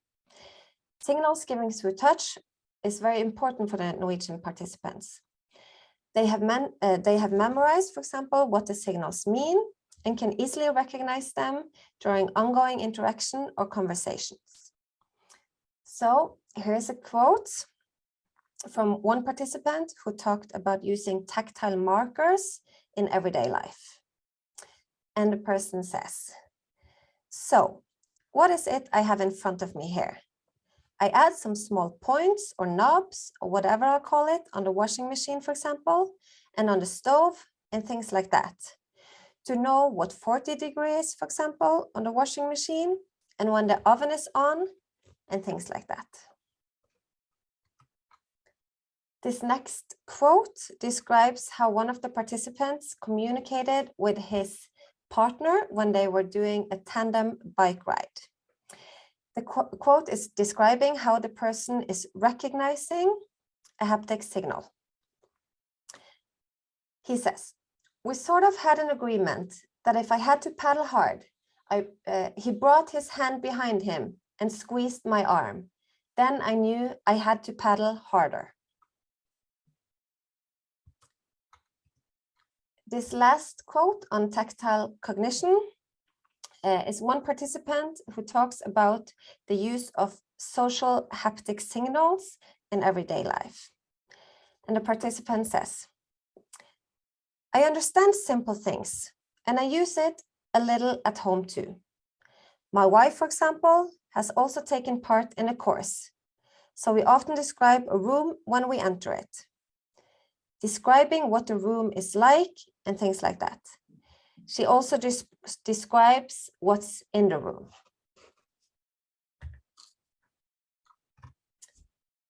So that was some quotes from model number 1. And now we would like to share with you some starting results on model number 2. Both Alberto Galace and Jude Nicholas talked about model 2 in their presentations.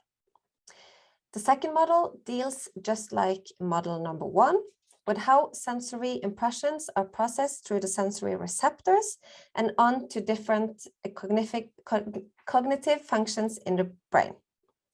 But unlike model 1, model 2 also addresses how the body is perceived in the brain based on the information that the brain has access to. This is called body representation. So they both also talked about body schema, which is one of the markers when we were analyzing the focus groups. And in the Norwegian focus group, many of the participants described their awareness of the bodily tactile functions, how they perceive the orientation, location, and movement of parts of the body at any moment in time. This is called proprioception. The next quote describes how one participant highlighted his proprioceptive awareness as he went cross-country skiing. The participant says, and it goes quite well, but the challenge is perhaps more in downhills and when there are turns, because then I don't know exactly how the turn is going, whether it goes to the left or right, whether it is tight or slack, then you can easily lose your balance. I feel in a way where I use sense of movement, whether it's tactile or another sense, I don't know, but I somehow feel that it turns to the left, turns to the right. But if I'm not prepared, I will lose my balance.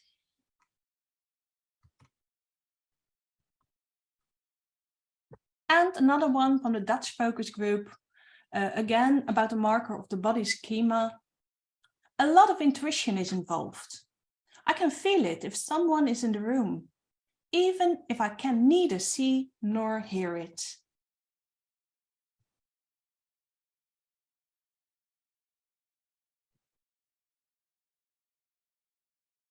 Okay, now it's about some results from Sweden again, and it's about body image. And the body image, it's about the perception of your own body. It could be size or weight, but it's your own view of your own body. So the first one is about a person that are training in the gym, and he can't see himself anymore in the mirror. So the quote is like this: I can't see myself in the mirror at the gym, so I really have to feel this with body movements. I try to find the muscles and the right positions. And the next quote is about a person that can't feel her whole body. Some body parts have disappeared. And she says like this: what happened was that I suddenly discovered my body. I feel where it begins and ends. Before it was only my head, and then came my feet. I had no sense of what was in between. The process I went through then taught me to find my body. And the process she talks about here is that she got some massage, and then she could find her whole body again.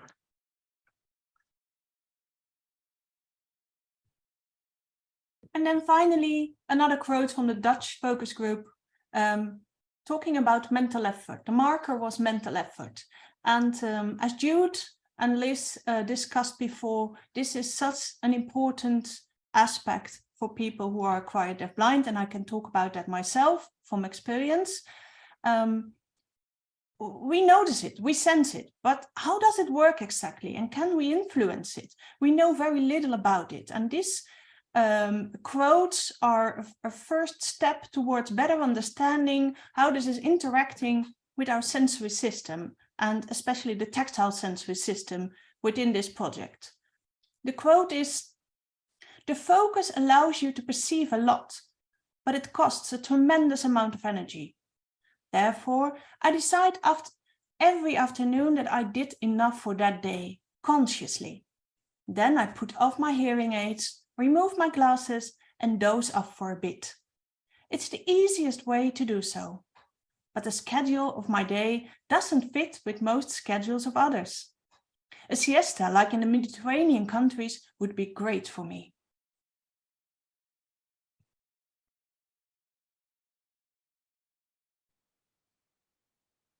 And I have another one, sorry. I really have to focus on conversations, because when I don't, I hear a full cacophony at once. So again, it's about the focus and the tremendous mental effort it takes, this focus. And with the mental effort, it takes a lot of energy. And then I continue, because the first quotes from the third model also come from the Dutch focus group. The third model is the ecological system model. And again, Jude has already explained a little about that. This is a model about the interaction of a person with its surrounding. And there are different levels there. There's the person participating in the world around him. So it's the personal level. Then you have this interpersonal level, when this person is interacting with a husband or children or friends. So his social network very close by. And then you have the third level of the professional network, the organizational network. You could say the rehabilitation centers are part of this level. And then there is the societal level. And especially in this project, we were really curious about that too, because as Alberto Galacci already mentioned, but maybe we recognized it ourselves as well, especially after the whole Me Too movement. touching each other becomes even more something to, be careful with, because you don't know where the borders are, if you're allowed to. And we live in a society where touching each other is very much limited to very intimate relationships. Now, with acquired deafblind people, obviously it's different, but then they do participate in a society with this basic understanding, this basic feeling about touching each other. So I will give you some quotes first on the personal level. When I'm tired, I hear less. A response of another participant: that's true, but I didn't make that connection before. The response of a third participant to this: I notice it myself too. When I'm tired and I'm using sign language, sometimes the movements of my hand do not reach my head. Those moments I'm not receptive. The first participant responding again: it also happens a lot that I do hear what he is saying, but only understand it a bit later. That there is a small delay between him saying it and me processing it. Or I hear just a little of all that is being said. The response of a second participant: when my husband says something, I can only hear 2 or 3 words from his sentence. Then I make my own story with those words and give an answer to a different question than the one he posed. That annoys him, and he asks me why I don't ask him to repeat the question. These kinds of miscommunications happen a lot. Now, this is about, you could say, the hearing sense. But it's interesting that they come up with other senses when asked about their tactile impressions. So we can also learn about the interactions of the different senses. And we're still very much learning and looking into this. What can we get out from the stories of the participants of the focus group? And where do we need more research, where it's just an interesting point of view? That for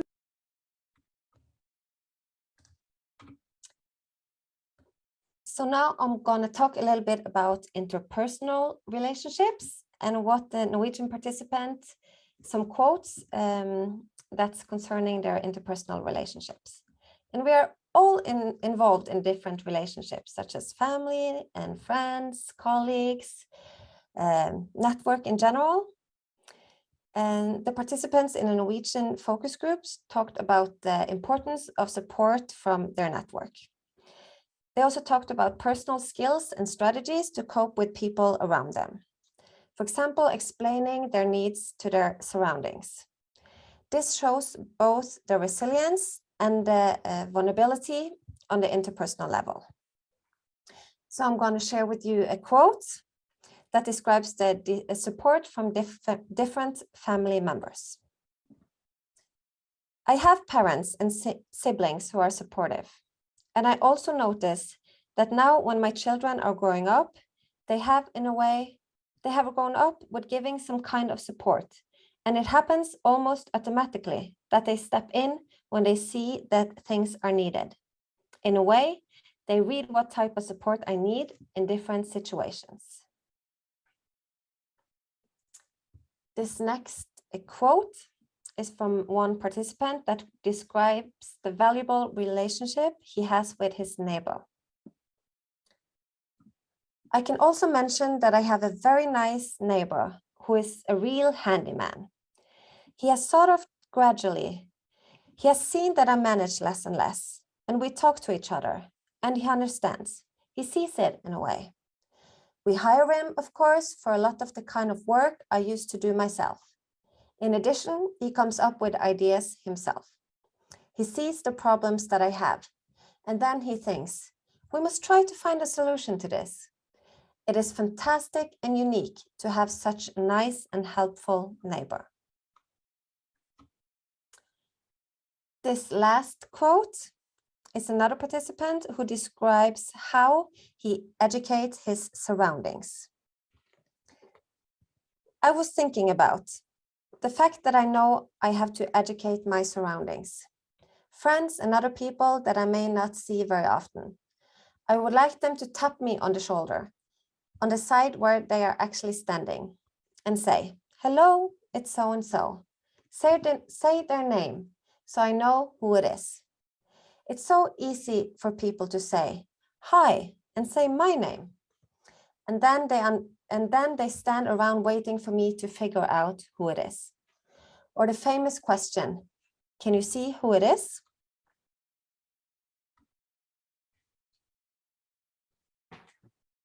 Okay, now we're back in Sweden again. It's from the focus group there.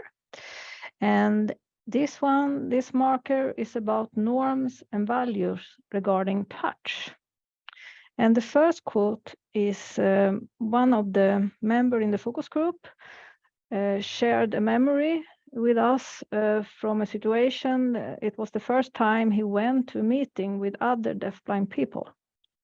And the quote is like this: "I remember the first time I entered into the deafblind world. Then I thought there was a lot of touching going on. I remember that reflection, but I understood quite quickly that there was a reason for it." And the second one is about that you have to be close when you're meeting persons with deafblindness. And as you can understand, this is Sweden, and you know what they are saying about the Nordic countries, that they like some distance. We have a border like 1 meter here. So this person is saying like this: "It's quite important that you dare to have physical contact for it to work. If people don't really dare to touch me, then it's difficult to communicate, and there will easily be misunderstanding. But it's interesting how cultures clash when we behave in different ways." And then now we are coming to the last quote for this session from the different focus group in the different countries. And I think this will be a good end. "The norm in society is to hear and see well. But we forget to talk about the tactile sense. Many professionals don't think about how important the tactile sense is for us who have deafblindness. It's easily overlooked. We have to break that norm." Thank you so much to all three of you. We do not have much time for questions now, and I will let the audience have a break after some of my comments so they can reflect a bit, because what you have been telling us, I mean, it gives so much food for thought. And being a hearing and seeing person in the world, and when we talk about this from a deafblind perspective, it's so recognizable. As you said, Femke, when people say, when I get tired, I hear less. And that's so true. We all always do that as hearing and seeing people too, but we don't think about it, and we don't think how much energy it consumes when you have a dual sensory loss, which makes it so much harder.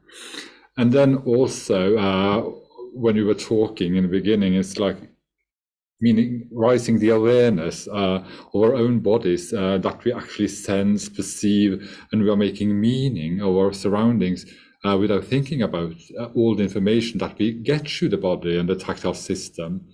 And I mean, persons living with deafblindness themselves being in a peer-to-peer relation with other persons with deafblindness and trying to guide them how to use and be aware of the body, or persons working with people who have deafblindness and being aware of this process. I mean, how much can't we facilitate then when we are trying to tell people how to recognize these cues?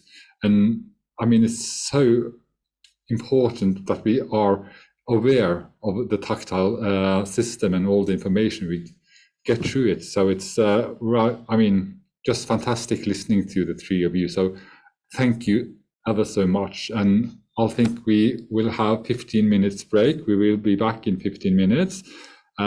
people will then have a bit time to reflect on more questions and comments.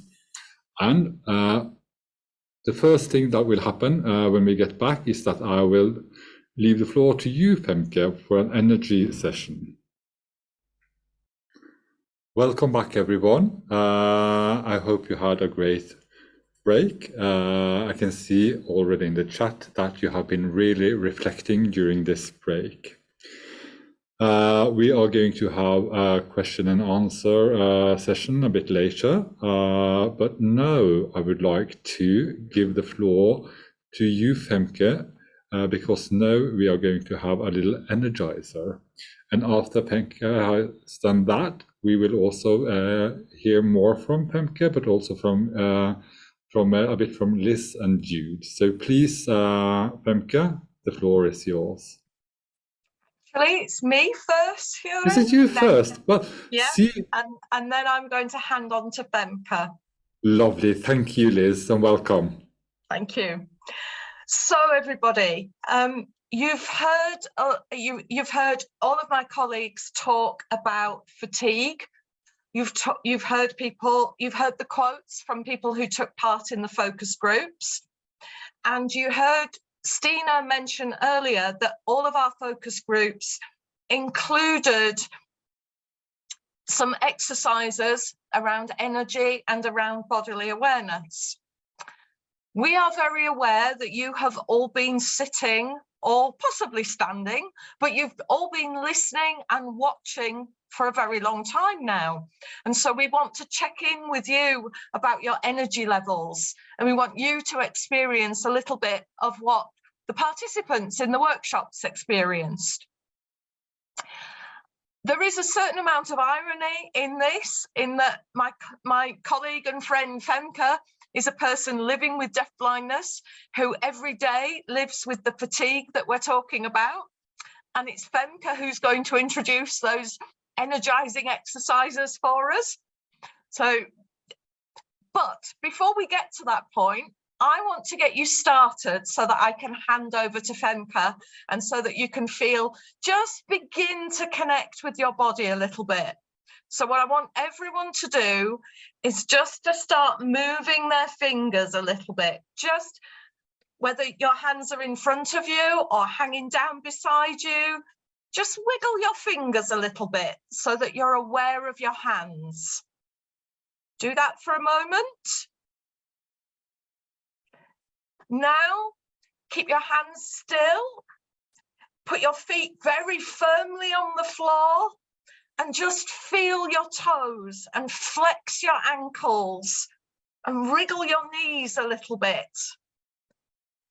And then just move your shoulders a little bit. Just lift your shoulders up and down, just so that your body gets the idea that it's going to begin to move. Great. So that's how we led into the exercises within the focus groups. And now Femke is going to take us through some of those exercises so that we feel energized and we feel able to continue with the day. Over to you, Femke. Thank you so much, Liz. Yeah, well, maybe the irony isn't that ironic, because I really need these kind of exercises. So I do them anyway, so why not do it together? So till there, the irony, but also because besides being a researcher, doing research on this tactile transition and the tactile sensory capacity, I'm also a shiatsu therapist, which is Japanese massage therapist. And I also give training in sensory awareness. And partly I do that as a Japanese yoga teacher, teaching, well, you can give it many names, but the official name is Do-In. Basically, it's Tao yoga. It's really about stretching, relaxing, reconnecting with your body. So it's something I need myself, and then I developed it further, and I'm more than happy to share it today, because I believe, and we as a project team believe, that it's personal experience that is needed to really understand something. So let's really experience something about this tactile sense. So start rubbing your hand and rubbing it in a rather firm way that you start feeling some warmth in between. It's like making a fire, you know, with the stick in between, but now the stick is gone and no fire will be there. But still some warmth in your hands. And also the sides of your hands. The side on your pinky finger and also on your pointing finger and your thumb. And obviously both hands. We don't want one of the two hands become jealous.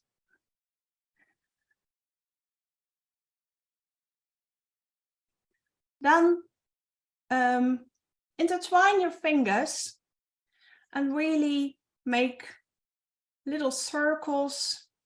Turn it all around to loosen your wrists. And then the other way around. This might be a little difficult in the beginning, like, you have to think.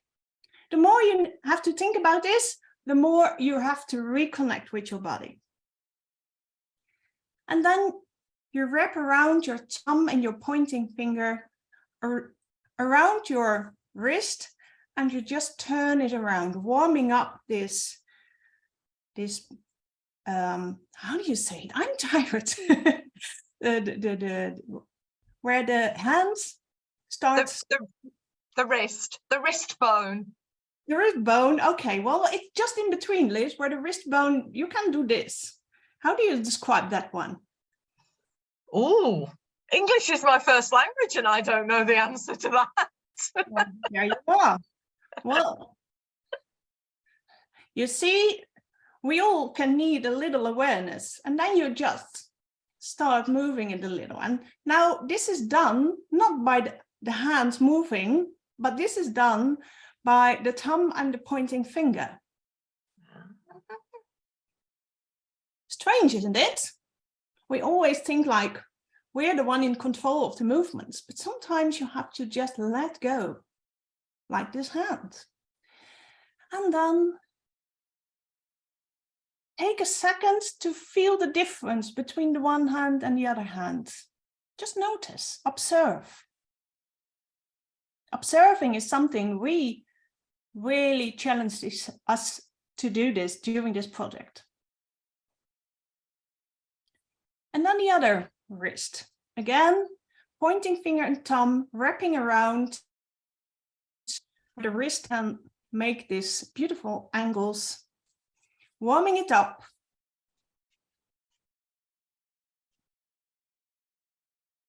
And then you keep your wrist really firm in between those two fingers. And you make your hands going back and forwards.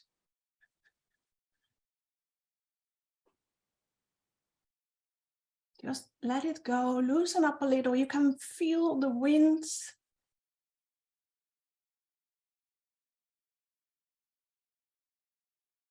And then slowly stop the movement. Don't stop at once. Just give it time to relax again. And again, give yourself a sec to feel what happens.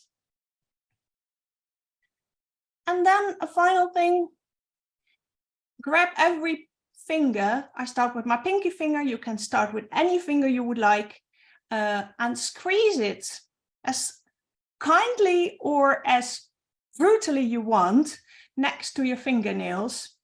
Just squeeze it, but you must be able to feel the squeeze. Something underneath should happen. Some tactile receptors should be activated here. And you do that with every finger. This is my all-time favorite when I'm part of very long conversations or Zoom meetings, Zoom webinars, and I'm losing my concentration.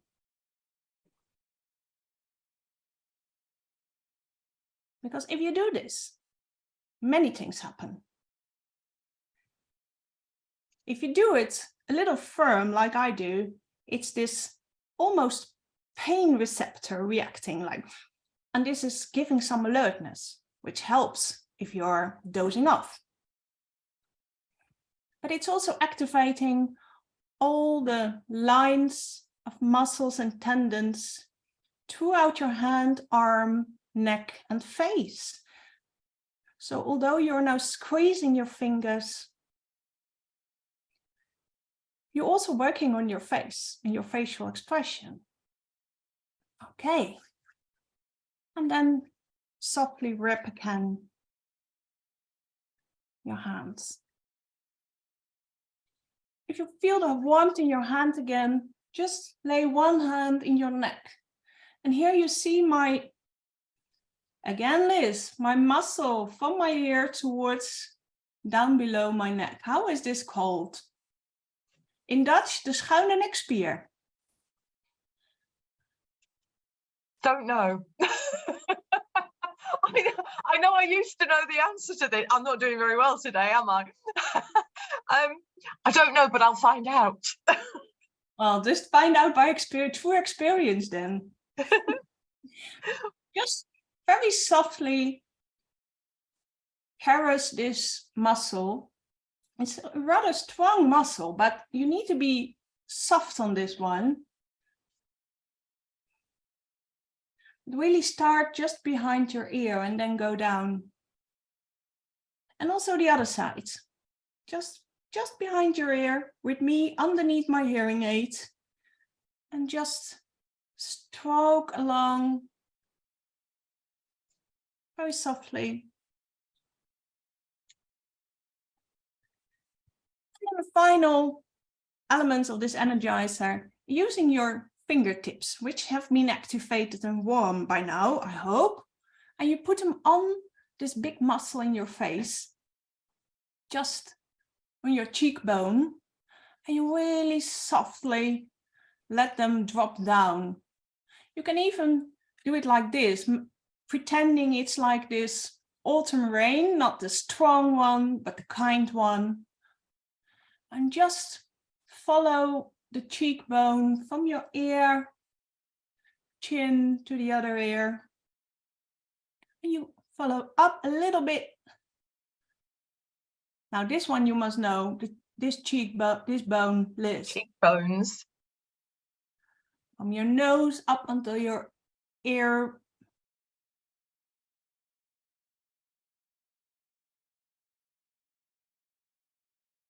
Around your ear.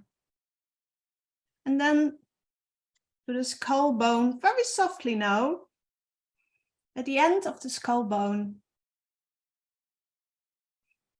And then you go down to your neck and now a little bit stronger on your shoulders.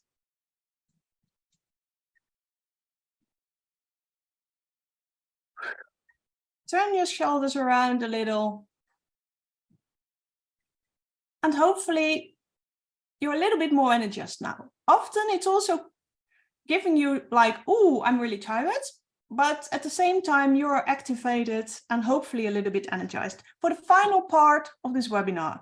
So I really hope there will be a lot of discussion, a lot of reflection, a lot of questions, because that's what we all want as a project team. We really want to share and bring it further. And we need all of you to help us out here. So please join for the final part.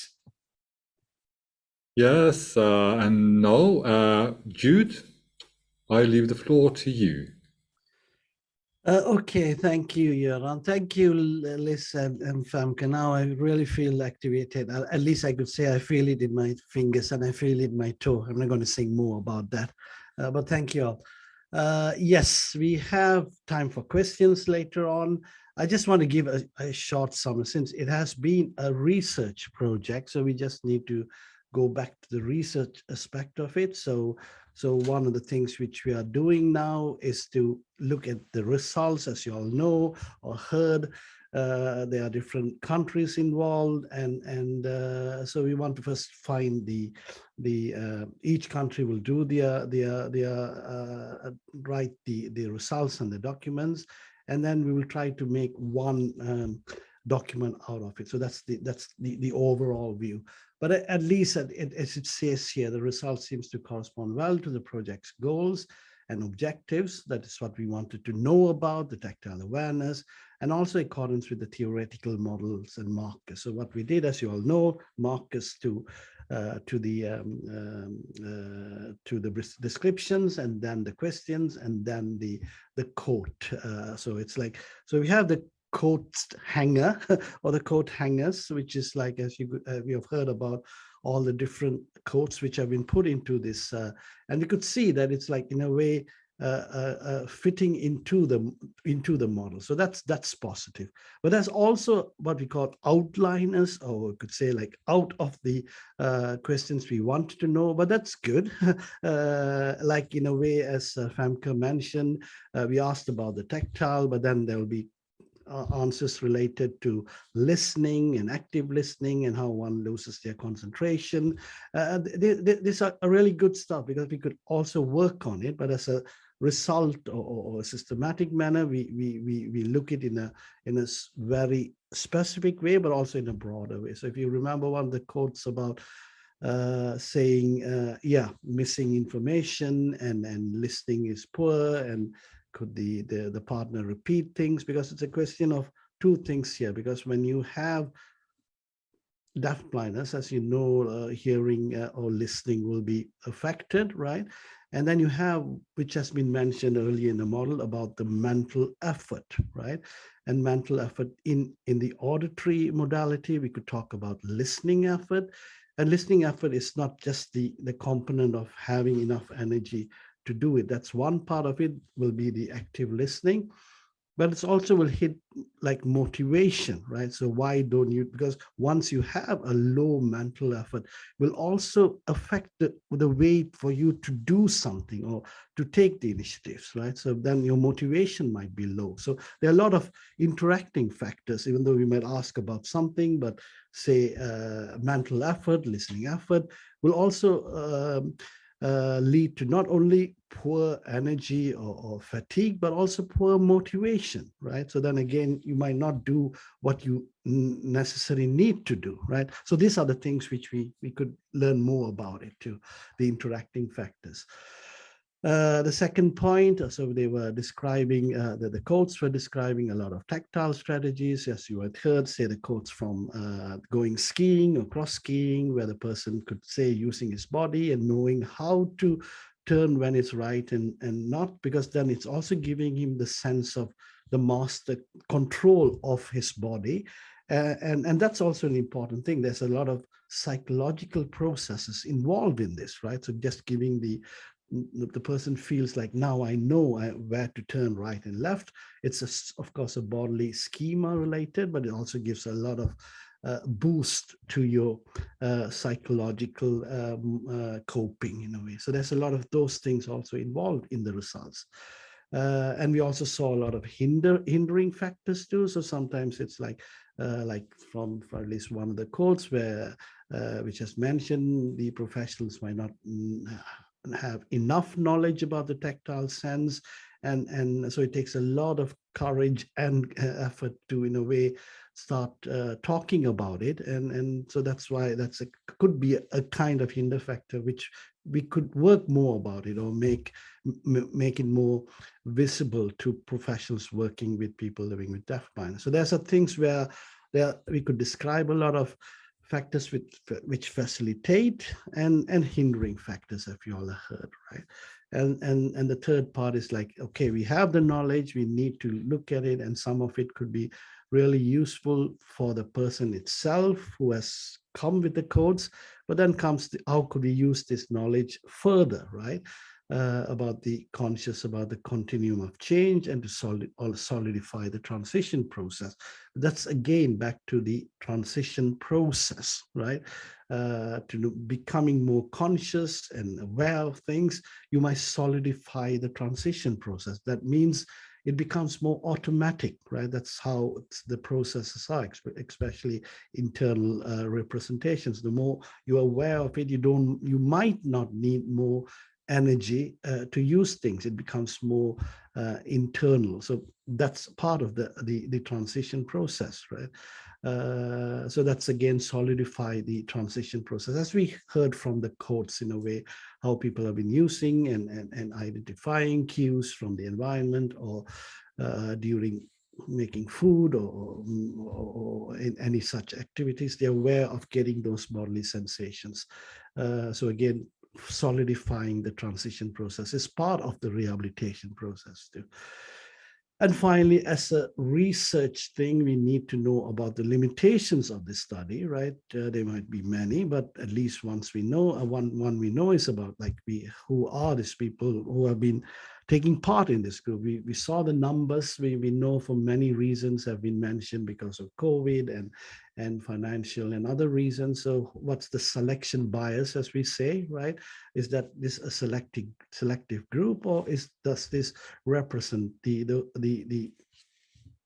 broader group? And just that brings us back to the next thing about generalization problems, right? Is this more related to this group or the individual, or is it possible to generalize this into the broader population of people living with deafblindness? So this is again systematic research questions. We need always to ask what are the limitations, but that doesn't mean that we should go the next step and say, so there's promises in this research already, but then once we do the more collaborate or put this research together, there might be new things which we might see in the data.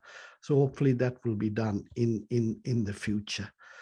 So this is it. We are where we are. As we said, the models are there. We have done the data, or the focus group, and it has been mentioned for all the participants in the group. Has been a learning process for every one of us. So we see the importance of it will be even more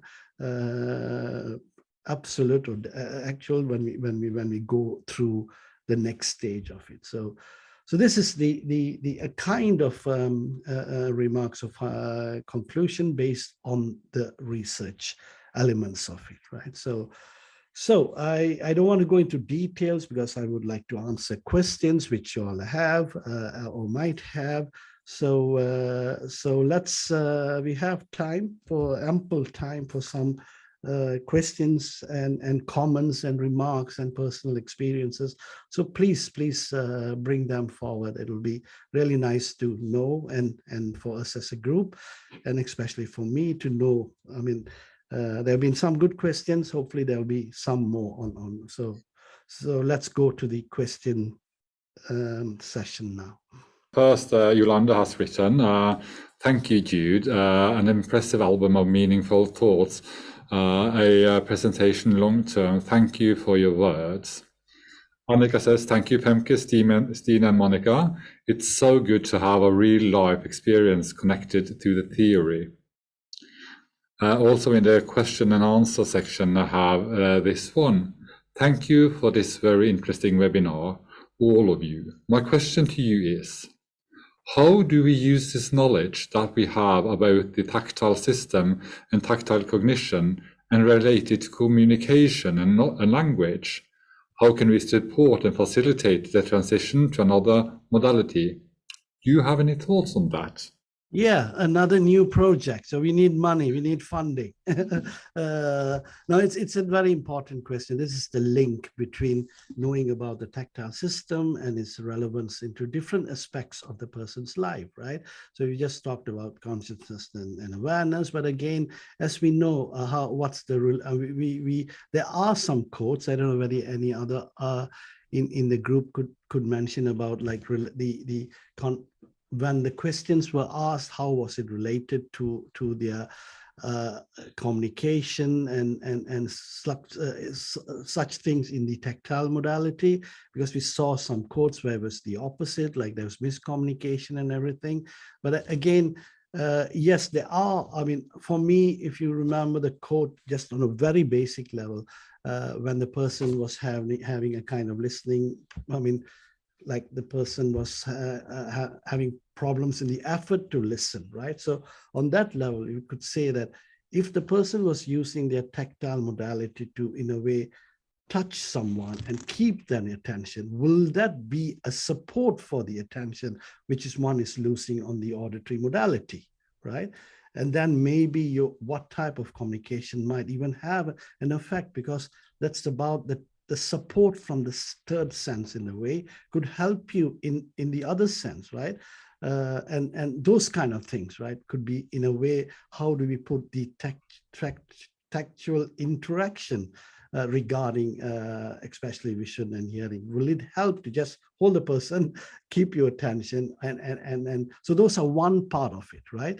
And then comes on the broader level, which is like related to haptic communication or tactile language. Is there any comments from the others in the group? No. Well, thank you, Jude. Should we continue? We have more questions, because here is one about the cultural aspect of the societal level of the third model, which is very interesting. Tutti writes, you have focus groups in different countries. Have you noticed any cultural differences in the results regarding the norms about touch? And if so, did the culture affect the experience of the participants in the focus groups, and how? What do you want to say, Stina? Emke?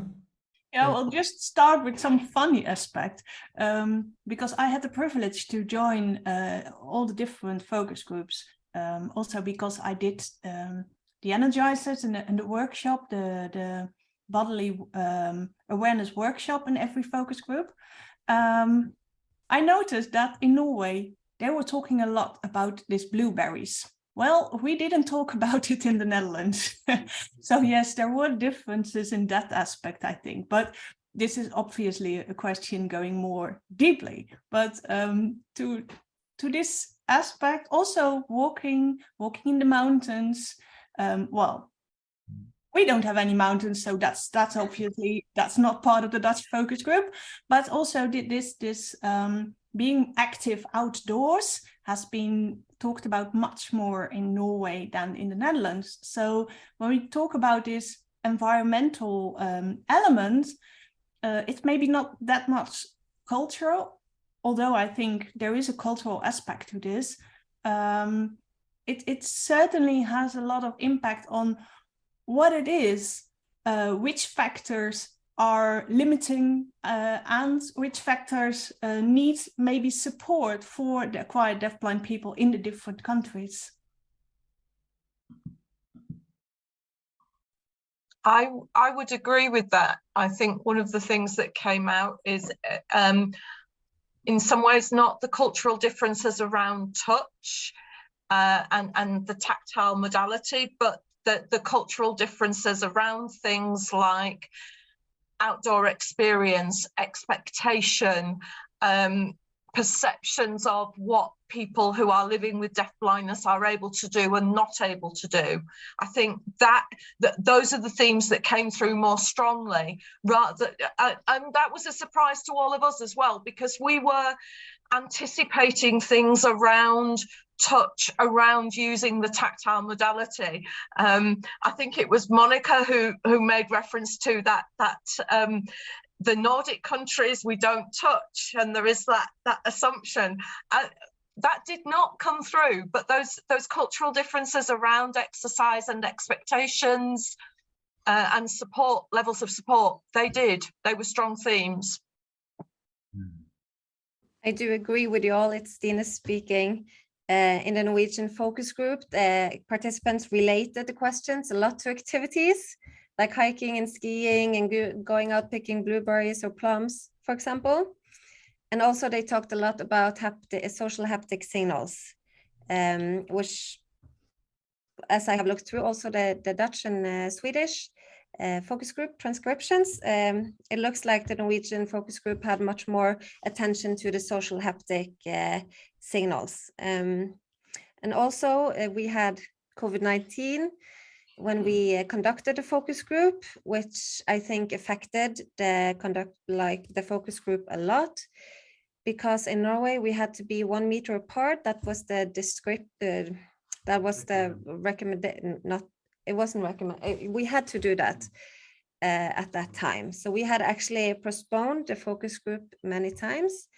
And for me, facilitating it, it made a difference when we were going to, you know, make the participants comfortable, get to know each other in the start, make them feel safe. And also we had like some dinner we had it for 2 days. So in the breaks and having dinner, they could not interact with each other in the way we would have liked. So I think that affected the focus group for us.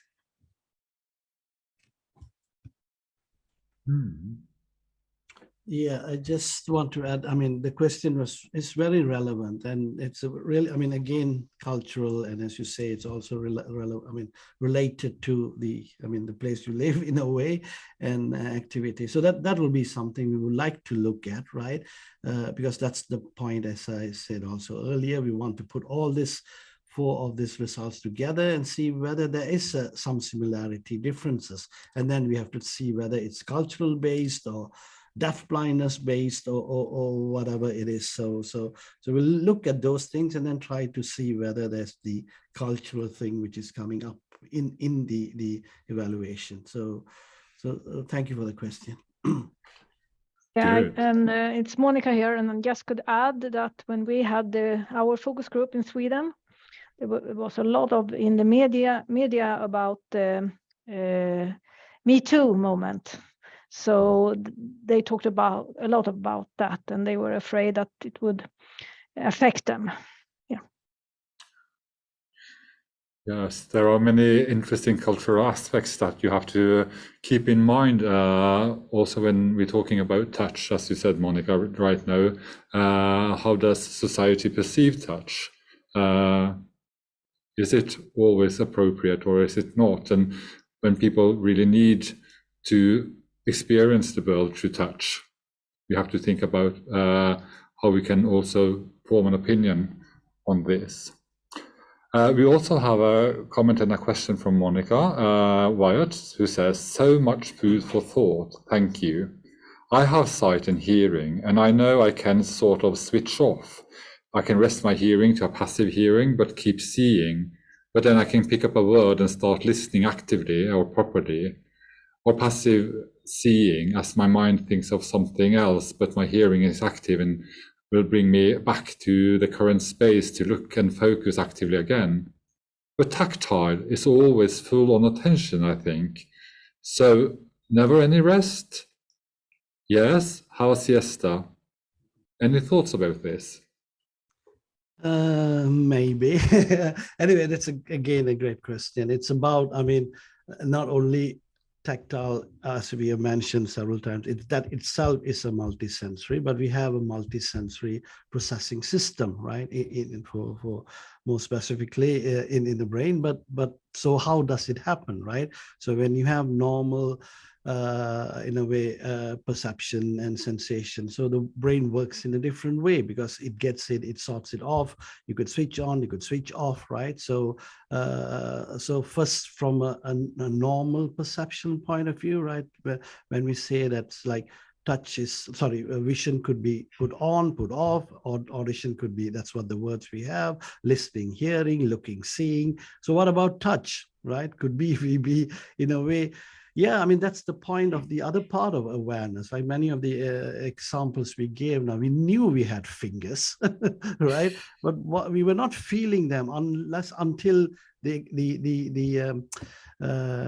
exercise was done, right? We sit on a chair. Do we feel the chair the whole time? No. That's the part of the brain, how it switches. So for all modalities, there is a switch, or you could say an on and off in a way, like what we say, like inhibition and disinhibition, that you put something on and you put it off, right? So it is for every sense.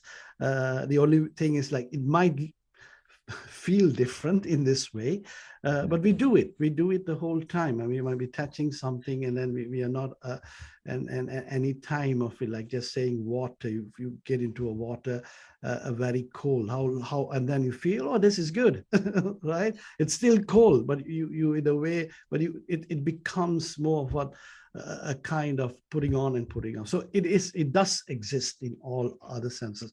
Again, has been said earlier today, we have been studying it this of sense of touch, right, in all different ways. So it's not because it's not there, but it's not because we have not studied it, right? So it's again, so that's one of the things. So tactual sensation perceptions could be put on and put off, right? So, and the second one was about regarding deafblindness, right? I mean, could it be, I mean, a person who has reduced vision and hearing, right? How will be the tactile sense work in the sense, right? If we assume that the tactile system is intact, right? We heard a lot about the sense. It's a robust sense. It's resilient. It's, yeah, it could do a lot of things in a way. But so what happens in the deafblind sense when living with deafblindness, right? So could the tactual sense in a way also could we put it on and put it off? But the difference is because it's not it's a proximal sense. That means like, so one of the quotes which you all heard today, it's like the person putting tactile markers, right? You are in a way offloading your tactile things because you don't use all the time to touch and find out. You put markers, tactile markers to know, right? So this is again, you're offloading, right? In a way. So there's a lot of elements related to the tactile system, right? So, so yes, so the system is there. It is quite similar in regarding on-off, but it's a different kind of awareness and consciousness of it, and that's what we're trying to find out. Great. I can maybe, yeah. Go ahead. Talking. I can maybe share with you an example of a participant that was describing how he made coffee, and he described how he switched between different modalities. So, for example, when I put on a coffee, then I hear when it's done. It makes this sound when the water is boiling, for example, and use the tactile sense when pouring the water into the cup, for example, and feeling how much water is in the cup.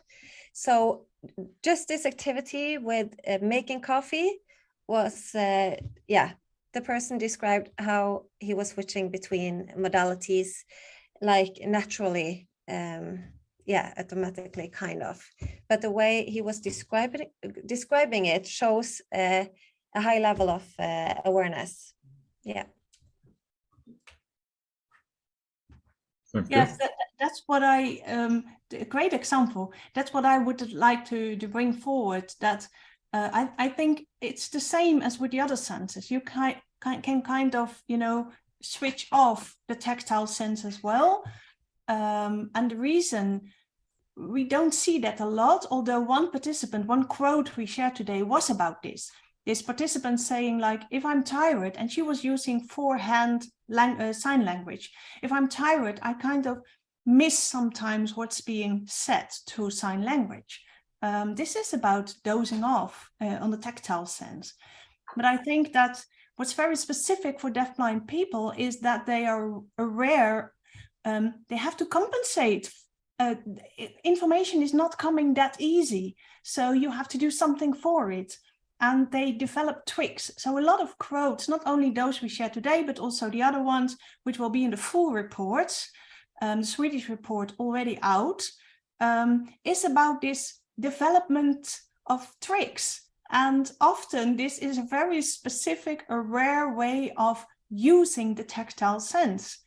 So that might give the impression like it's always on, but I don't think that's the case, as Jude explained. Thank you, Femke.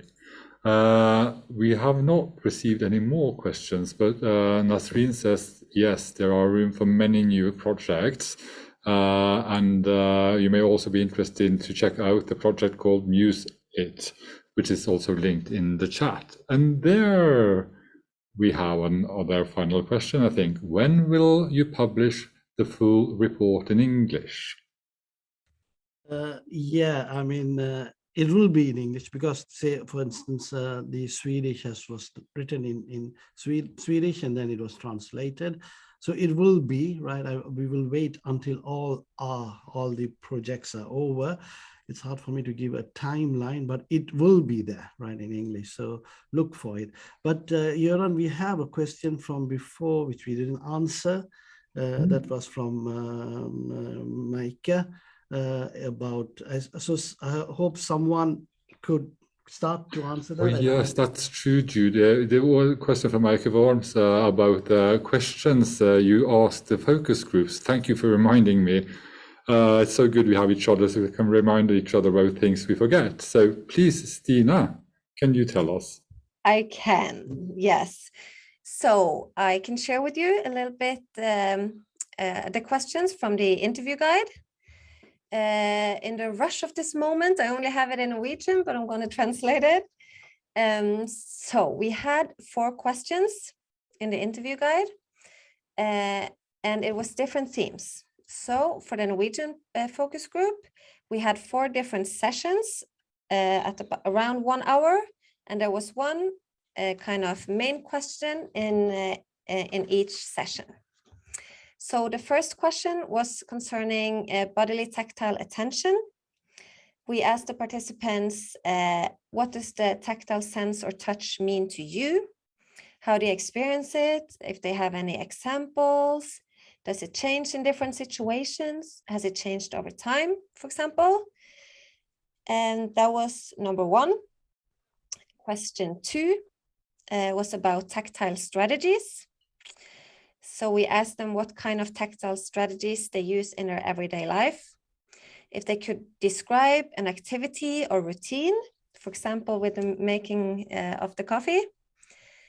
And then we also asked a little bit about if they changed between the different modalities, if the tactile strategies was changing throughout the day, for example, depending on the context or the situation or the time of the day, maybe.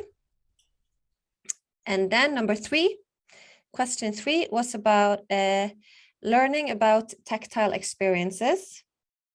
And we asked about what kind of activities they liked, which kind of activities they were avoiding, if they had started with some new activities, and if it had been changed over time.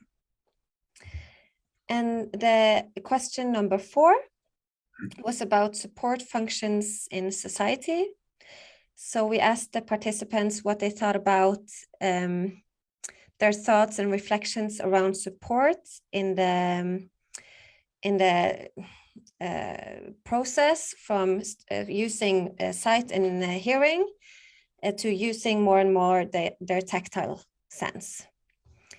And we asked what support they had in this life adjustment process, and if they had any techniques or any rehabilitation needs that had been helpful. So that was the 4 main topics and 4 main questions. Thank you. Well, thank you, Stina. Could I just add one thing? The focus group question was very open, as you heard. So that's was just we did the introduction of the theme, and then they start talk, and then you could use the other question if you needed. So I think it was a great way to do it. And in the UK, it was slightly different again, because they were done. It was done as an individual interviews, particularly with a couple who are deafblind, a married couple who are deafblind. One who has long experience of being a deafblind person, the other one who's come to it relatively recently. So we use the questions in the same way that Monica did. We use them to open the conversation and to see where that conversation went. It was interesting that, as with the bigger focus groups, those trigger questions brought all sorts of other really valuable information forward. So sometimes we didn't need the other questions because we worked through them naturally as a result of the conversations that we were having. Thank you, Liz. Also be aware that in the chat you will find the link to the Swedish report if you're interested in reading that. Well, now I'm going to thank you all for participating, those who have been attending, and also to the project team who's been contributing to this very great and really fruitful seminar, or webinar as we call it, since it's online. And I want to thank each and every one of you for your contributions. It's been so great.